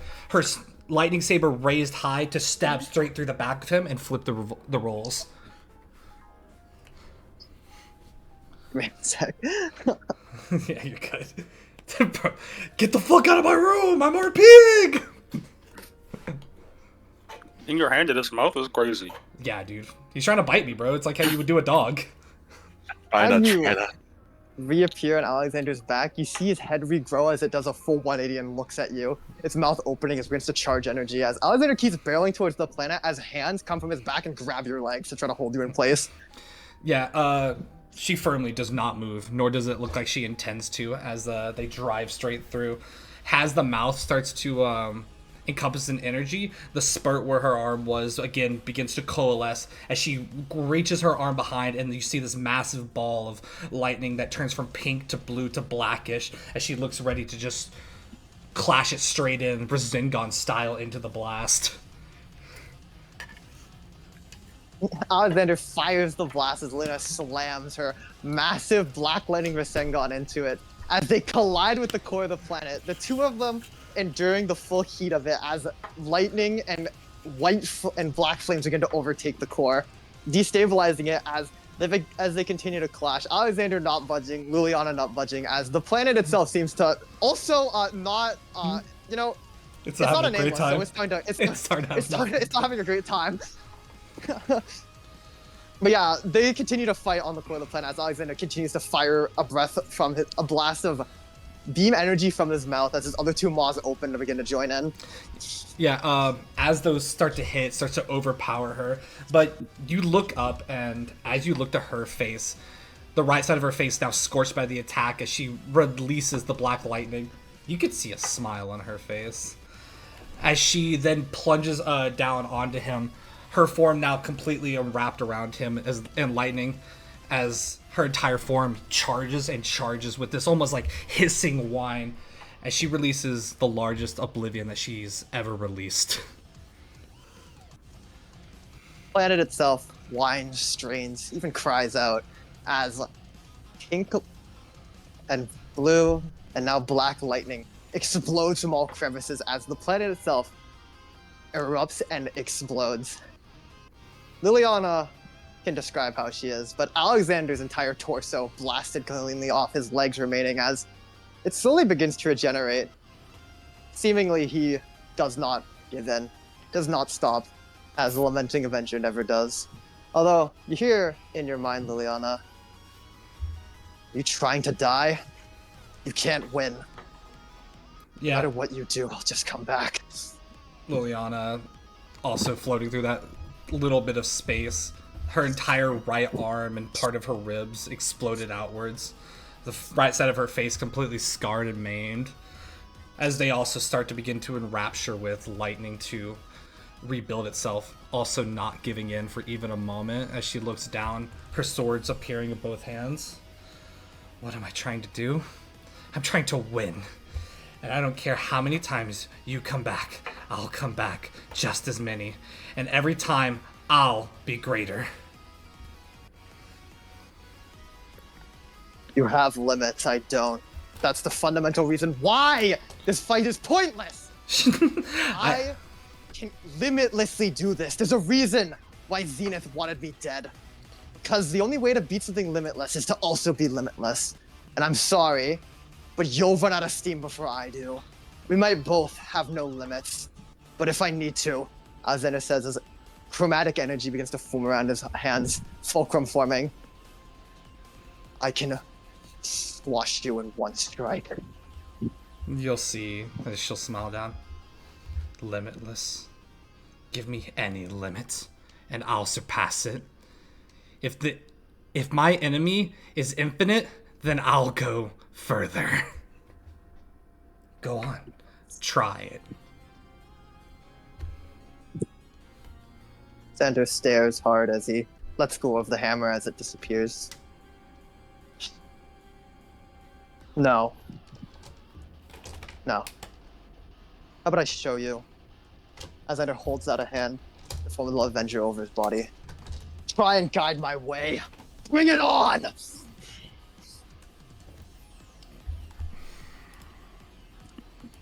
She'll look at him. Her form now fully returned. She'll raise her sword, shooting towards him across the space with a giant trail of lightning. Alexander. And she'll raise the sword. Massive trails of lightning. First pink, then a cyan blue, and then a dark lightning. It shoots up high into the sky. A planet accidentally caught in its field as it is immediately destroyed by the sword. She looks to him, her fervent anger, passion on her face. Let me guide your way. And she swings it down in an instant. It almost feels like an eternity of swings, both impossibly fast and slow and biting, down towards Alexander. Xander doesn't move as the blades nail his body flying straight down as it collides into the nearby sun. He stands on it as his body is rapidly destroyed, recovering, destroyed, recovering, as he thinks to himself. Nothing's supposed to matter, right? Then why do I want to win so bad? Why do I feel anger, genuine frustration, rage, a desire, a burning desire? I haven't felt this since her. So this is what I forgot someone to surpass, to want to win against, huh?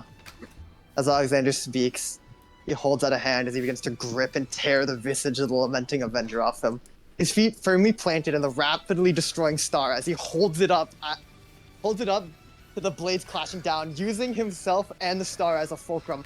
As Liliana begins to burn away the Avenger on his body, his own armor cracking and fading as his other hand grabs the sword. And as the star explodes, Liliana feels the lightning saber Nagayuki ripped from her hands as they fly to the side. The magnum edge flying with it as they embed themselves in a nearby asteroid. Alexander, half his armor shattered, his shoulder torn off, and half his face exposed, has a wild grin on his face as he clenches his fists. Liliana, let's settle this. And the only way those who bred to fight, those who know nothing but war, conflict, know how. Puts up both his fists. Liliana stands across, most of her suit, her jacket torn to shreds minutes ago. As she stands there, her hair ruffled and broken as she smiles back, her fists both raising with crackles of lightning. Don't go giving up on me too early. He'll tap out before I do. Alexander says he flies off in a flash of emerald, his fists ignited with the power of the Trailblazers. He begins to swing and punch at Liliana. Liliana bursts right back towards him, her fist reared back with all of Naira's hope and love behind it as this clash of lightning and emeralds hit each other square to the face. Alexander smiles the entire time as you hit his exposed, shimmering form as he begins to throw a punch, a barrage of them. Straight at her, expecting her to meet his speed. Yeah, Liliana gets hit once, twice in the gut, one haymaker across the cheek as she stumbles, and it almost looks like she's about to go down, but it was a feint as she turns with a full half-body swing jaw strike. Xander goes spinning away as he lands on the asteroid, quickly picking himself up as he kicks up off the ground, smiling the entire time, punching his teeth as he runs in and immediately goes for a roundhouse kick. Liliana jumps up as he kicks in, her entire body going as it hits her straight into the ribs. You can almost feel it crack and break, but her arm wraps around the leg, and you can see her smile as they land back onto the asteroid, and then she jumps off, and with a spin, you can feel the lightning pressure into you and shoot you straight into the ground as she throws you. Alexander hits into the ground, smiling the entire time and laughing as he freighters, his armor cracking as he just smiles and begins to pick himself up, watching as Liliana comes down. Yeah, she'll shoot her way down, this time going in for just a straw Superman punch straight into the ground where Alexander is, a smile on her face as well to pass the wounds. Now this is fun! Hell yeah! Alexander says as thrusters burst out of his other arm, and he jumps up for a rising uppercut to match her punch. Yeah, it is a grit mouth of a straight punch to the face and an uppercut, almost breaking jaw and teeth. And in that moment where they clash before they're sent away, Liliana raises her other hand to grab him by the hand, to grab the uppercut, to pull him close with a massive headbutt. Xander has his head slammed into, a piece of his helmet falling off as he quickly reforms it just enough to slam back into with his own headbutt. He slams into her. She lurches back now that they're both on the ground. Her hand still death grip to his before she goes to swing with the left hand, her free hand straight towards him, right to the gut. Xander gets hit in the gut. He actually hops off the gun slightly from the punch. As he raises his other, now just glowing emerald fist made of spiritual energy, and he hammer fists her right in the head. Boom! She hits the ground, full, just plattered to the ground. As she hits, she bounces back up, and she hits an elbow straight to the knee. Ooh. You watch his own leg kind of bend in a almost V shape as Alexander watches. He kind of flinches a little bit as you see his thrusters kind of pump him up as he flies up just enough to throw just a straight kick towards jaw as he does like a kick flip before landing on his feet. Ooh, yeah, she fucking takes that hit, popped off the ground a little bit. And you see mid-air, she looks like she's gonna fly away, and then you see an arc of lightning as she shoots straight in. This time her entire pose changed as she tackles him straight into the ground. Now on top, she raises up a hand, strike. She raises up the other, strike, strike, strike. Alexander keeps eating punch after punch. You kind of feel his like V-shaped leg snap back into place as he keeps getting hit in the face again and again and again and again, kind of laughing and smiling the entire time. Before he grabs her by her waist, shooting straight into the air as his thrusters go all out, lifting them both kind of into the air as he grabs one of her hands. Instead of punching her, kind of twirls her around like in a dance motion. Yeah, as she's twirled around, she hits the edge where she bows out for a second, and you can see she goes to spin back in, and this time it's a punch across the face. And as he goes to fly away, then she's the one now bowing him. As he kind of bows out, he kind of smirks the entire time as he kind of pulls back more aggressively and with less spins as he kind of just slaps her across the face. Yeah, she takes that slap, and then you see her grab his wrist and then grab his other arm as she presses her forehead. Less of a headbutt and more of just this exhausted moment of putting there as she laughs. No longer this almost manicness, but a joyful laugh of just endearment. As she takes a moment to breathe, and then in that moment, a knee hits his gut. Kind of laughs, kind of chuckling through the pain as he grips her hands a bit more tightly as he digs his fingers in before he headbutts her back. Tired yet? No, not even close. As she takes her deep and heaved breaths. As she holds into him, she takes her breath, she looks around, she looks down, and for a moment she doesn't seem to attack.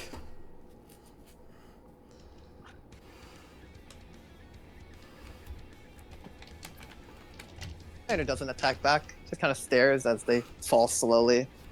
Their hands still entwined as he just smiles, his exposed visage just grinning ear to ear. You can see the sweat down her face, the smile still on, still ready to fight continue as their feet touch the ground, and a small laugh. We were never made for anything except this. I hated it. Fighting. Needless, senseless fighting. So why now does it feel so good? Honestly, I couldn't tell ya. Lamont had no room for frivolities like this. Every time I did it was because old Titania egged me on. Race me here. I bet you can't do this. I bet you can't do that. I think, for once, I want to win again.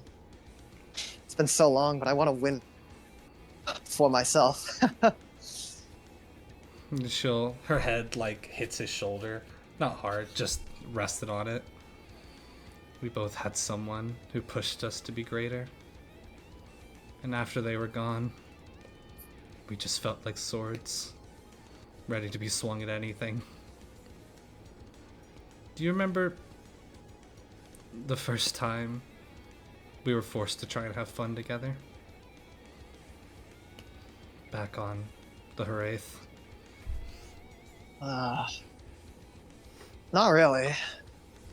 Give me a little bit of slack in 150 years.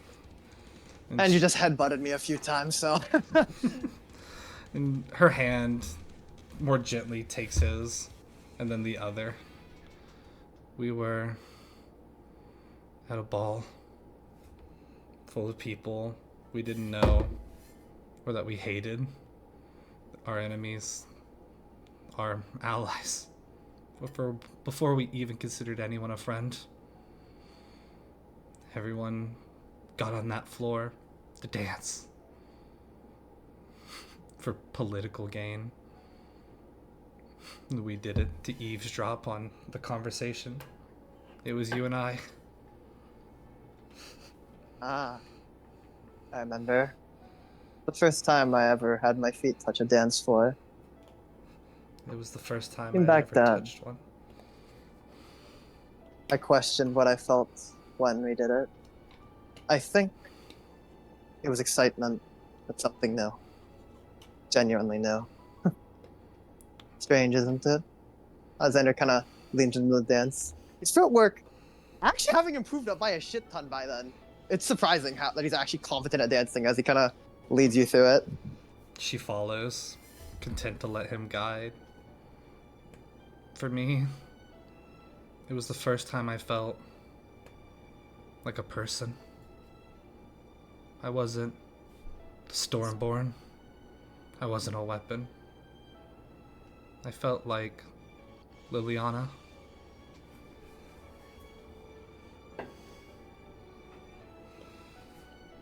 Strange.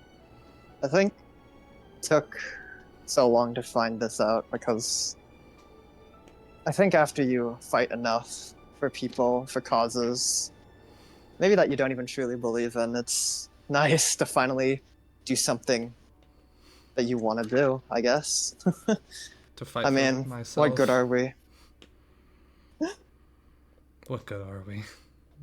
Just Can't cook, can't sing, can't make coffee. You should have seen the coffee. We can barely even dance. But this dance is ours. And I'm happy for that. Yes. It may be clunky, it may not be graceful, but it's us. We made I think this. that's enough. We made it. Through quite literal blood, sweat, and tears. How else? And as they reach For boy. near the end of the dance, and the moment their hands leave, Liliana's just gonna fall backwards.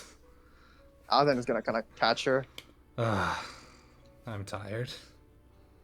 Does that mean I win? Oh, we can keep going if you want. We'll call it a draw. Yeah, a draw. Then it kind of ups her up. Kind of looking around the destruction. You know, even I wonder if the Emberwall could have taken this. Only one way to find out, but I'm not gonna risk that. Yeah, that's kind of why I moved us here. It's been a while, well, since we fought Ojiro, that I was actually able to use this. As much as I try to discard it, the vestiges of that power still are in me. I just choose not to use it. And she'll just kind of look up to the stars.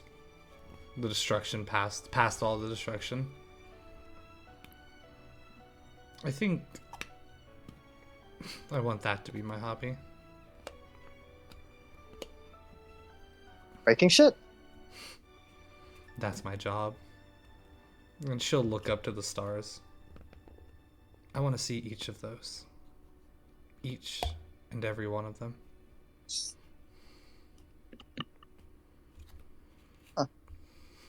You want to go star traveling?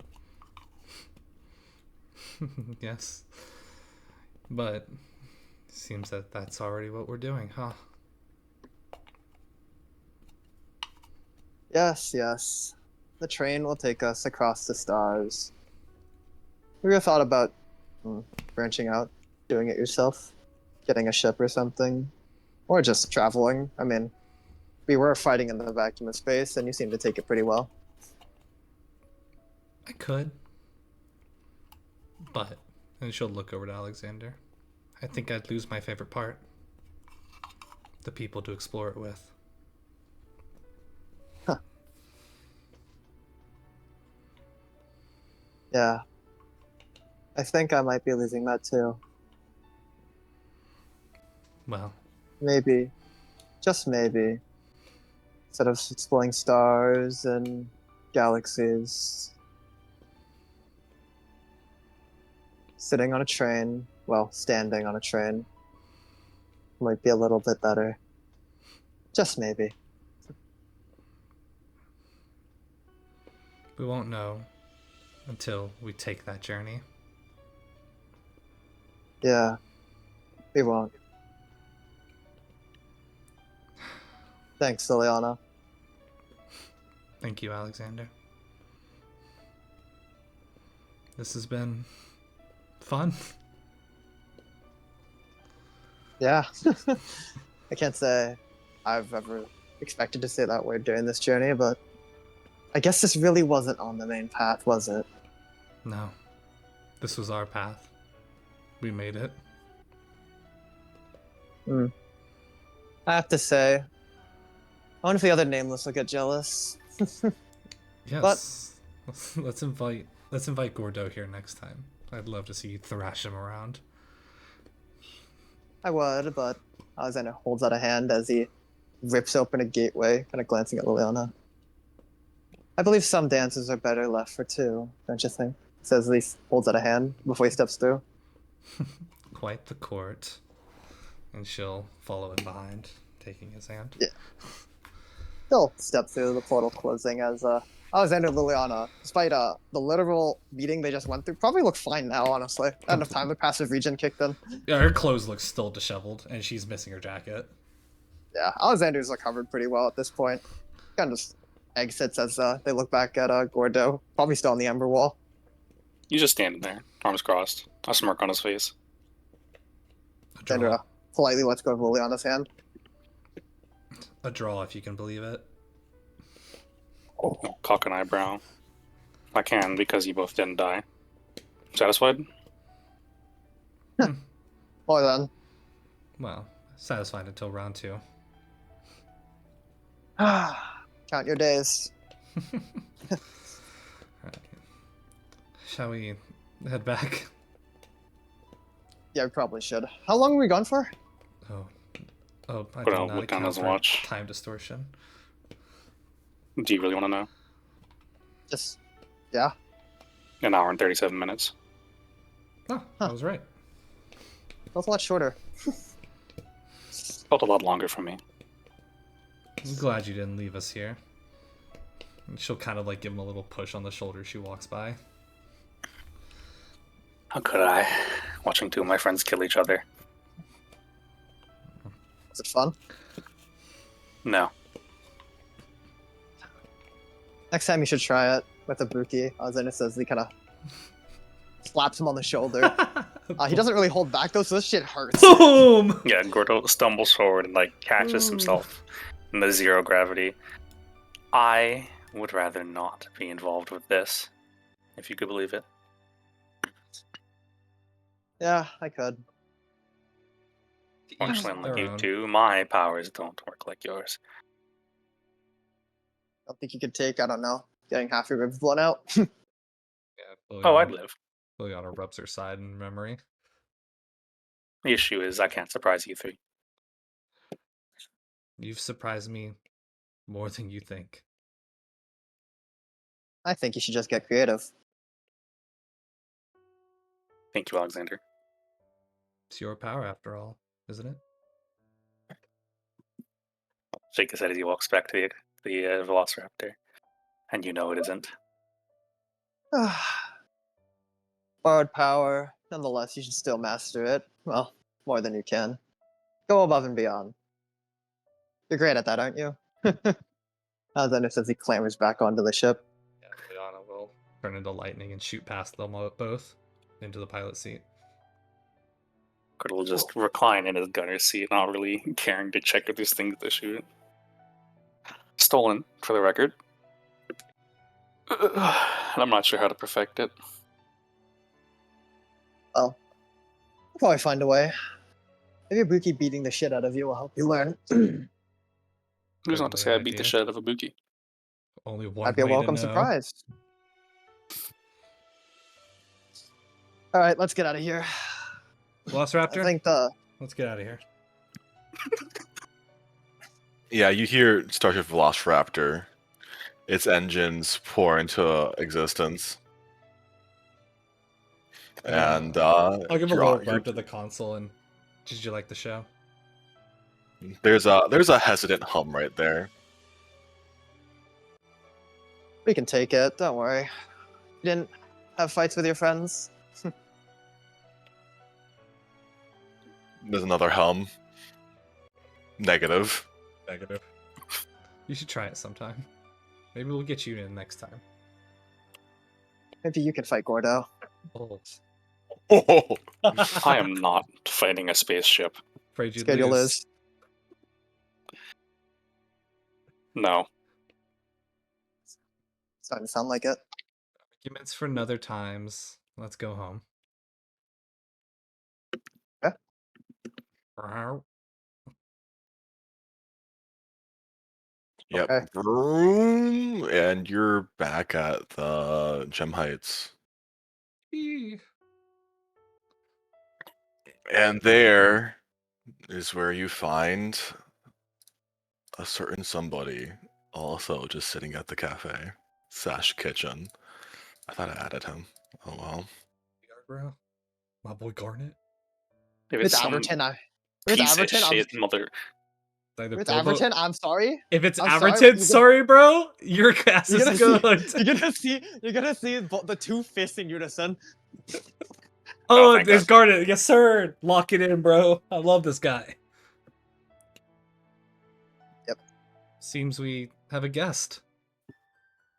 Yeah, you see it's Garnet with Yggdrasil asleep on his lap, and he's just ripping her hair as it seemed he and Ibuki were caught in a conversation.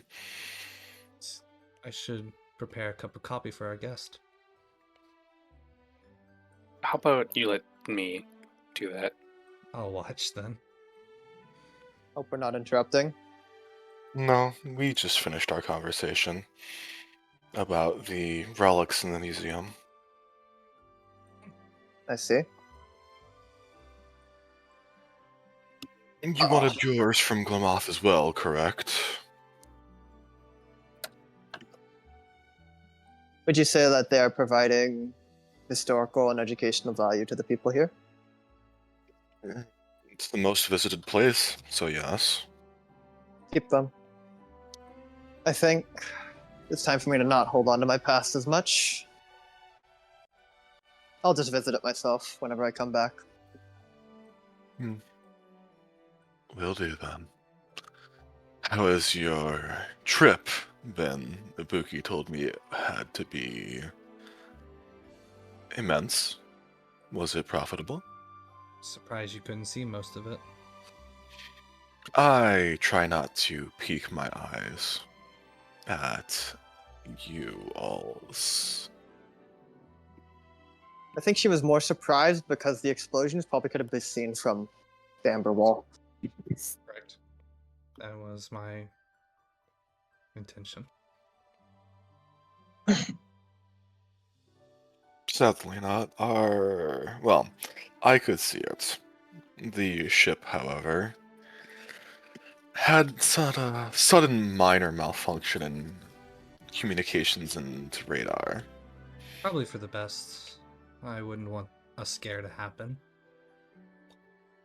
It would be a little intimidating seeing giant flashes of pink and green, blue, black, just all over. A myriad wall. of colors. Yes, quite the happenstance that happened just as you started as well. No? Indeed. Hopefully we weren't the cause of it. Hopefully it's to We not tend to deal hold with back. the council. Gordo, Garnet is giving you like the most deadpan stare of, are you for real? Are these? He'll just look at him rubbing his temple. For the record, I'm exhausted. He'll go and walk off into the kitchen. Alexander's just gonna shrug. Well, just know whenever we're here, we hold back a lot, and that was us not holding back. No, that you hold back. I hold back. Arthur holds back. A lot of people hold back, not just you. But Well- it is welcome, and I am thankful for it. That you don't tear the ship apart just because you could. We wouldn't even do it because we could. It'd be on accident, honestly. Monstrous to do so as well. Mhm. Regardless, what brings you here? It's not Well- often we have a cornerstone visit. For her, he motions to Yggdrassil, who is still asleep, and also just to check in on you all. My visit here is under the books, as one might say. Nobody knows I'm in, and nobody knows where I'm out. I hope that us keeping her here hasn't caused you any problems. No, you've saved me more grief than anything. She needed a break. She's been keeping strong for what now? 120 years. Glad we could give her at least a mild reprieve within all of this.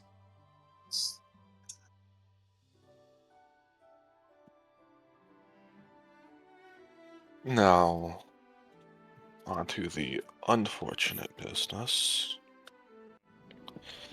I heard you were spoken to by the Inner Council. Right.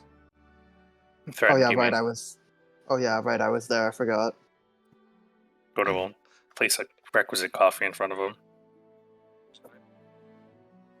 Yeah, Garnet will take it with, absolute leisure. It's more of a instinct than anything at this point, probably due to the fact that he's chugged so much coffee in a short amount of time. And I'm guessing they attempted their unique version of coercion. I don't remember. I'm sorry. It was a very Yes, poor Alexander. attempt. Well, first and foremost, I would like to apologize for all of you having to go through that. Don't. We're used to it. Sounds like you're in much of a dire stance with them as we are.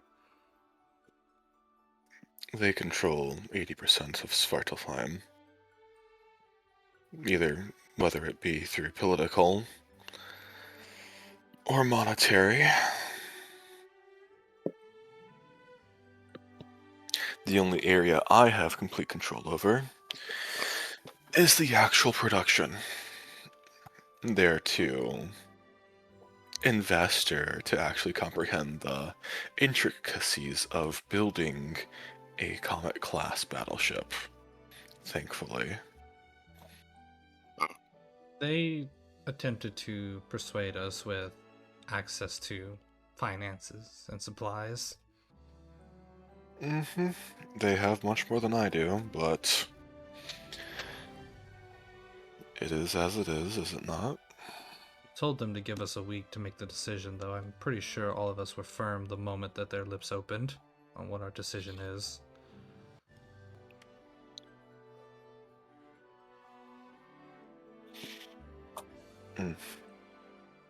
Well,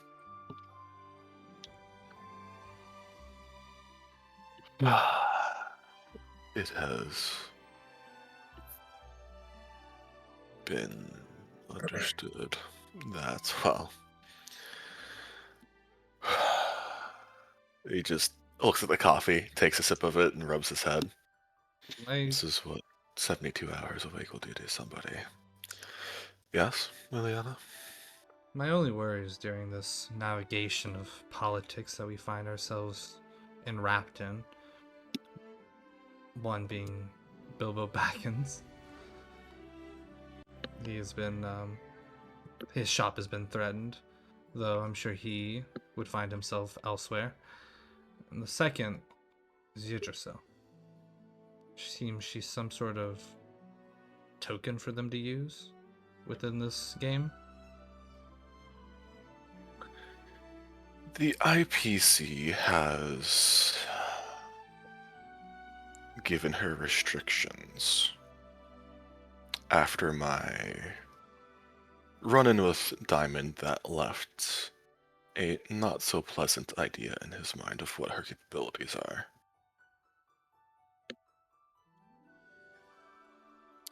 Level 38 and above cannot be hurt by Yggdrasil, and they also will be protected post-haste if they are in danger at the cost of her own body.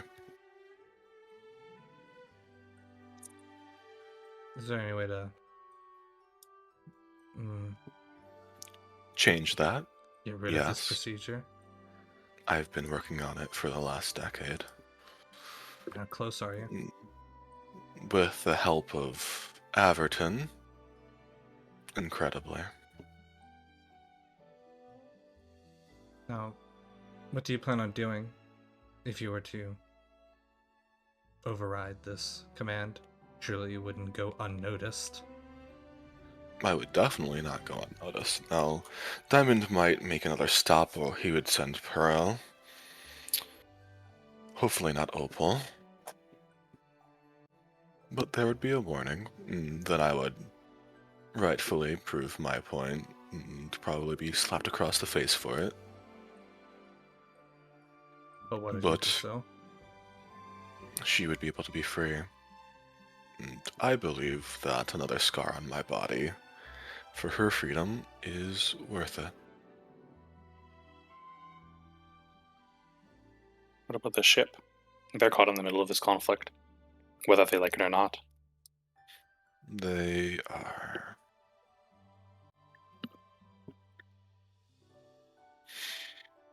They don't need Yggdrasil to run everything. To be fair and honest, the reason this ship is as capable as you see now is because of the multiple other AIs that run under her sorting and leadership. They'll work perfectly fine with a 15% decrease in efficiency, but that 15% decrease in efficiency means that, well, it'll take another month to make another Comet class. That's not what I meant. If you were to turn Yggdrassil, the ship gets caught in the crossfire.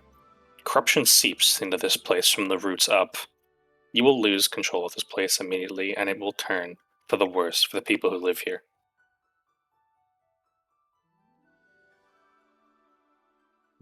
That it will. So what are you going to do about it?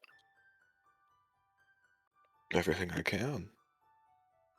With the removal of a process that contains Yggdrasil, there are fail-safes that I've put into place, political and, well, others, that would help balance the tides. Simply because the IPC have sunk their teeth into Svartalfheim doesn't mean it all belongs to them. This ship wasn't made by the IPC after all, and its people still remember that quite well. And as for the others who've chosen this place as their home after their original homes have been destroyed by either stellarons or other natural phenomenon, we have pull. What happens when the IPC brings down the claw? The millions and billions of innocent lives here that have nothing to do with this conflict get caught in that fall. What then? Fundamentally, even no matter how many failsafes you have, you can't save everyone. And especially when the IPC decides to bring down the claw, it's to say your people stand with you. The IPC is good at one thing, and it's coercion to get people to join their cause. Promises of safety in the face of instability are very enticing, especially when the IPC has already dug its claws so deep, as you've stated. What do you truly do if they send a cornerstone?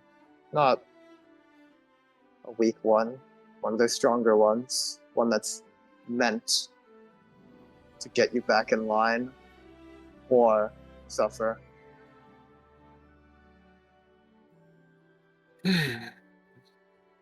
That's why Li Yuan hasn't been seen.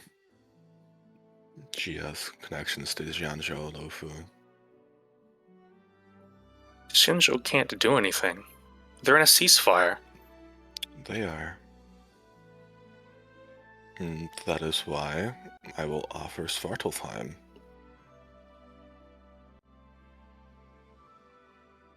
If I may state, I believe you're misunderstanding Lady Li Yuan's character just a bit. She does, I would believe, value camaraderie. But what you're asking is to bring her people, whom she still cares and loves, to fight the IPC in your stead because of your choice. She is the Sage of 10,000 Spears. The Sage part is meant to demonstrate her wisdom. She won't bring death to her doorstep if she doesn't have to. I have no doubt she is trying to help, but I have extreme doubt she is willing to bring the other Arbiter Generals into this conflict. It's true. Alas.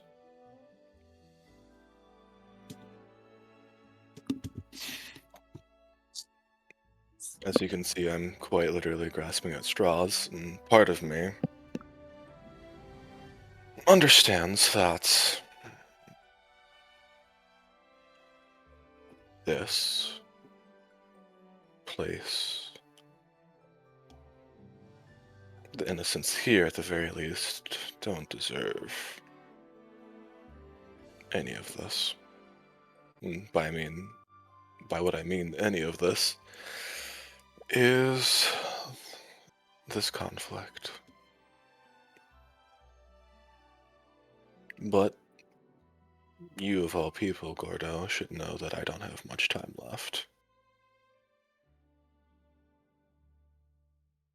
You're cut I can off. It's constricting around your neck. You have months at best. Soon, the snake will bite, and it'll be over. Indeed. I can see the paths. I can't tell you what steps you can take, as that goes against quite literally everything that the Trailblaze means. You have outs.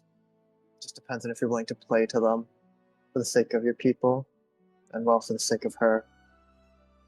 If you want just a morsel of guidance I can give, endure it just a bit longer.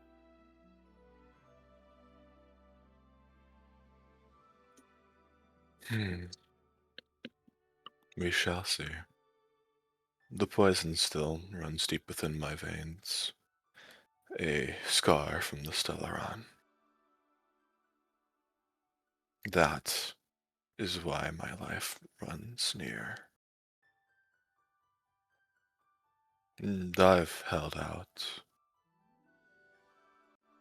Whether it be through genetic alteration or through exploring the path of preservation deeper than most should. But in the Yes. end, the finality still grasps, and I understand. I welcome it, but not now, at the very least.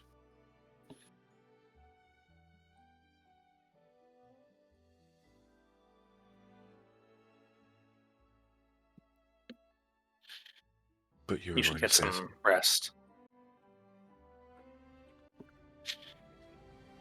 hopefully. Hopefully. If she sleeps, she would want her father to as well. This brat hasn't slept in a couple 100 years. She deserves a nap. I, on the other hand, will see if sleep can beckon me into its embrace once more. For now, Nameless, I am sorry to trouble you, but I will entrust Yggdrasil, her safety, to you all. As long as she is under our care, she could be in no safer place. That is what I wish. The council members wish to use her as a toy. Do unspeakable things with her. Use her as their false justice. I refuse to let this happen. Not to our combined daughter.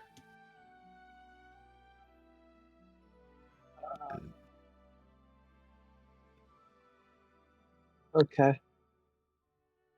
We'll do our best to figure out what we can. Please. That Eventually is we'll all I pull up. ask. Eventually we'll pull up the corruption by the roots, but just endure. We'll manage eventually. Get some rest while you can, Caviar. Indeed. And he stands, gently setting Yggdrasil down on the couch with a pillow underneath her head instead of his lap. And he disappears in these garnet motes of light. Odo will watch them as he leaves, like, watch the motes, and he'll take a deep breath in and look at everyone else. Do you smell that? They cling to his heels. Well, I can't smell, but I can see. Hello. It's a little unsettling. I don't know how you got used to this. You don't. He's a dead man walking. If it was a cornerstone instead of those incompetent fools, this place would have been done in decades ago.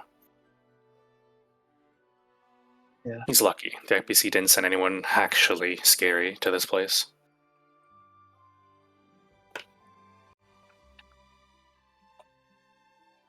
Element This place, problem we can't fix by simply striking it.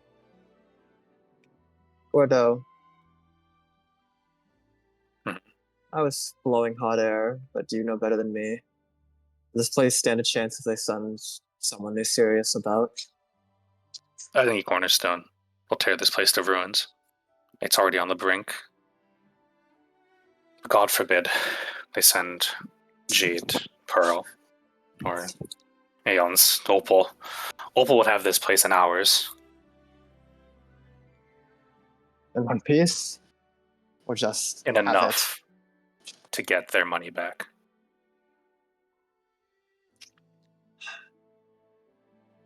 it? Seems harder than winning the race. I think the contrary.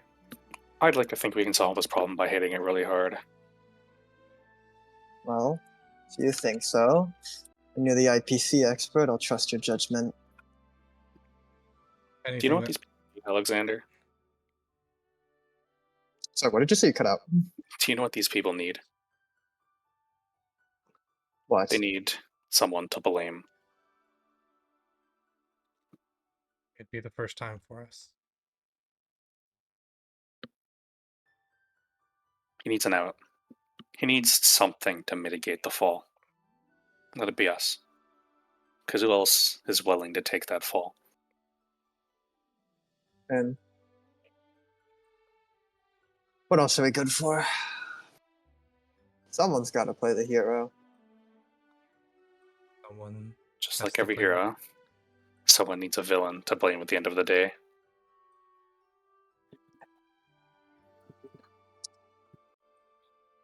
All right. I'll follow your lead. You're a lot better at this scheming stuff than me. It's easy. Just pretend the IPC are heroes, and we're villains just this once.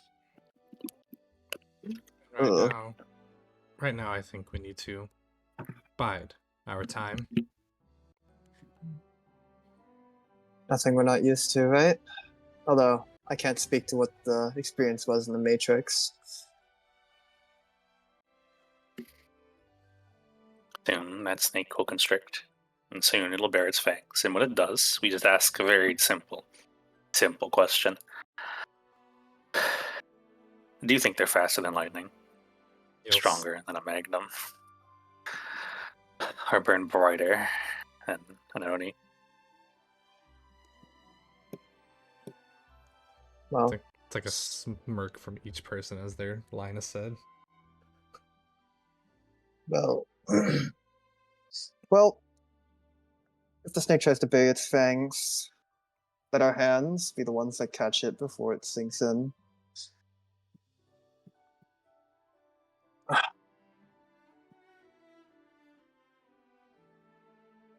Seems that we've come to an accord. This is surely to be a interesting 3 weeks.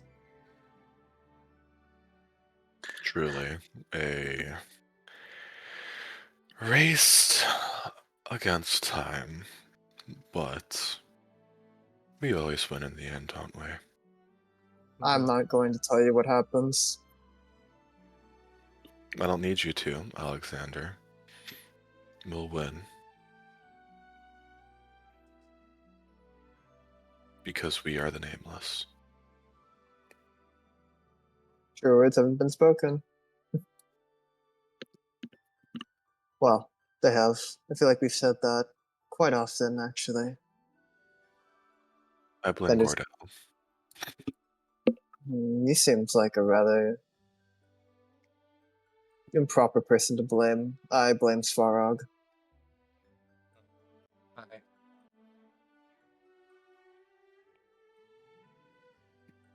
He's Gordo standing there, personally attacked, and just opens his mouth and closes it. He'll grab the coffee cup and point at Ibuki. You're next, by the way. And he'll walk off. Good. I could use some excitement in my life. You definitely could. Next I think time, I'm gonna Yes. knock you on the shoulder. You should come.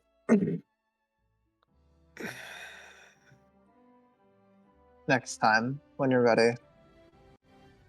perhaps when I have to make sure that People don't spy on our house. They already Let them, are. let them Hmm. spy. What they gain, truly. They have. I've caught a few. One specifically that tried to take our sleeping resident. Next time we should just bring her too. I feel like this has gotten out of hand already. Did say she wanted to learn how to fight. Low key though. She did say that. Bro, That she's was gonna. She's something like, she I wonder said. how to fight, and she's gonna witness Dude, it's this actual shit. hell. Actual hell. I'm It's gonna like, what pile the driver fuck through is a planet. She's like, oh, I did not sign up for this. Oh yay, sparring session! As she's being fucking like literally ran into the core of a planet. I did not sign Dude, up I'm for hitting this. the bob and weave on her. Yeah, the Dempsey roller. Yeah, Dempsey.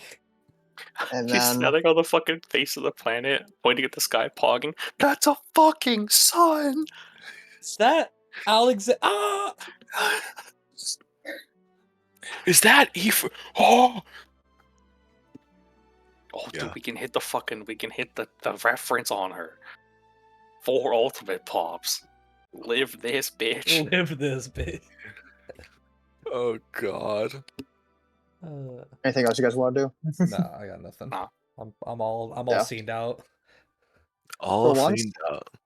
As session ends, Alexander doesn't go outside. He stays inside with everyone. Oh, Dude, yeah, Oh, I'm slapping him holy on the shit. ass. What the fuck? That's a joke. That's a joke. Get your, It was get a your bit. cute ass in the kitchen. Yeah, put the apron on. Sheesh. Is this the end of Alexander, session? download Ibuki's cooking skills right now. Dude, you don't want to I be don't, out I of don't a need job. him to cook good, bro. I'll say Bro. it'll look cute. Download Liliana's cooking skill. Dude, Join me in the Alexander- trenches. Alexander is now standing, not ore farming, he's just kind of vibing. He's on the lo-fi scene, guys. We Who just get won? one. lo-fi scene. That's a group lo-fi scene.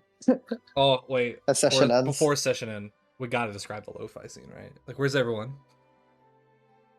Ibuki currently is sitting next to Yggdrasil, kind of lounging as he looks out at the window into the city.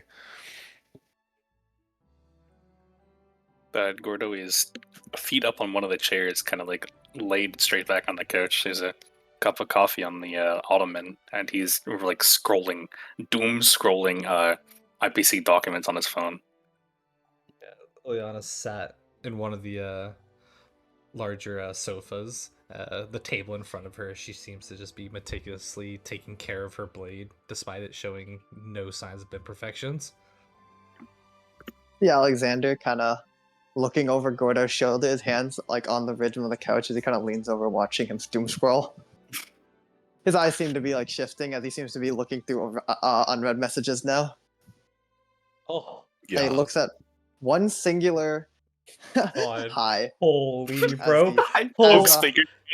Wait, On Himiko's side, all she sees is Alexander is typing. and then session end. Session Yep. end right there. That has to be the speak. Of that session end. Here we That's go. peak. Oh, good session. I like Oh, it's a that. good session. I got the yeah for Oh. 80% of it. There you go. I enhanced. I got to push the story, and y'all got your little fight scene. I wanted that fight scene. Got so much got- Alexander character development. Holy I got shit. dragged along and conceded myself instantly to just sitting here silent for the entire time because I know I ain't stopping you. Yeah, bro. You know what? I Gordo brought you had- along just in case like one of us raw died from the other. Gordo got to teach Yggdrasil how to steal a car. That was true. You know what's happening next session? She's stealing Gordo, I got- cars. Gordo, I got this police car. Oh my god! Huge fight, huge You know the fight. other thing that That's you know that actually a other huge fight, you know fight. the other thing that fight you got to let us do, by the way? What? Demonstrate the actual like Power scale. on God true power scaling of how strong these characters should be, in my opinion. Yeah, bro. Okay, by the way, I hope you know Gordo was low-key stressing the entire time watching you two fight because he's like, damn, they might actually just kill each other. It might actually, and I He saw can't the do fight- anything about it. Bro, You saw the he finality saw just He We saw saw. Terminus like looming over his hands, like over each other, over the two of Bro, them. I can only imagine the fear he felt when he saw Liliana shoot the sword and it casually split a planet just by forming. Dude, no, Gordo looked at that. He's like, "Damn, that shit was way too close." Yo, wife's no, head, bro. It's like if he had ever crossed the line, he's there at instant, but he's just standing there staring at you in the Dude, fucking other That's the dimension. 90. Like, oh, That's what the fuck? 98, 99 peril. It's Nah, right there, bro. No. Ready for it? No, ready for it? Terminus was like looming over there, rubbing his hands together, like on his lips, like, yeah, bro. It's a We little were bit edging more. him. We were I was actually weird. edging him the entire time. Just beating Dude, the it was dick off each actually- other. Dude, he actually must have been so pissed every time Alexander Liliana got like an actual severe wound, and then Alexander just regenerates his entire head, and Liliana just reforms her entire ribs. Oh, Gordo could do that now. I gave God the damn it, ability, bro. but no, but the phrase is he fucking despised watching you two like fight each other as much as he Why? had to. He watches you die every fucking day. You Yeah. killing each other is like, why? This is the terrible. This is horrible. Yeah, but they both looked at it How and did said, this is peak. Yeah, This is Gordo so- had to accept that they really wanted to do it, so he'll fuck it out. I'll fuck it out. Yeah, I'll sit actually, here and watch you kill each other like in my fucking nightmares and just accept it. We're cool. It's fine. Dude, just dude, it was pretty bad. Dude, he must have watch- actually been hey, stressing so hard. just- when hey. like ignore the fan theories. Just watch the animation, bro. Get off the Reddit, watch the show. I'm not gonna lie to you, that probably is one of the most hype fight scenes in all of SRD. That was good. Dude, Dude. Alex, it just gets a nod, then don't hold back, and we get to actually say, yeah, this is how strong the characters are. Dude, I got the hidden fucking twin adjudication. Yeah, I was holding on to the back pocket for that one. dude, I was holding on to that entire fight using the Magma Trailblaze powers on you. Yeah. No big deal. I was like holding on that shit. I was like, dude, he's not ready for when I just start fucking using like Zenith's powers on you. Yeah, bro. Dude, the teleport, I was like, oh, this is new. This is new. That's my hey, that's my bit. Hey man, I'm not That's going actually fast. my bit. Thank you very much. We both Hey man, I'm teleport. not going fast or like using the finalities teleporting. I'm just walking through dimensions to get to a different location in ours. I'm gonna hit every dimension next time. Fuck you.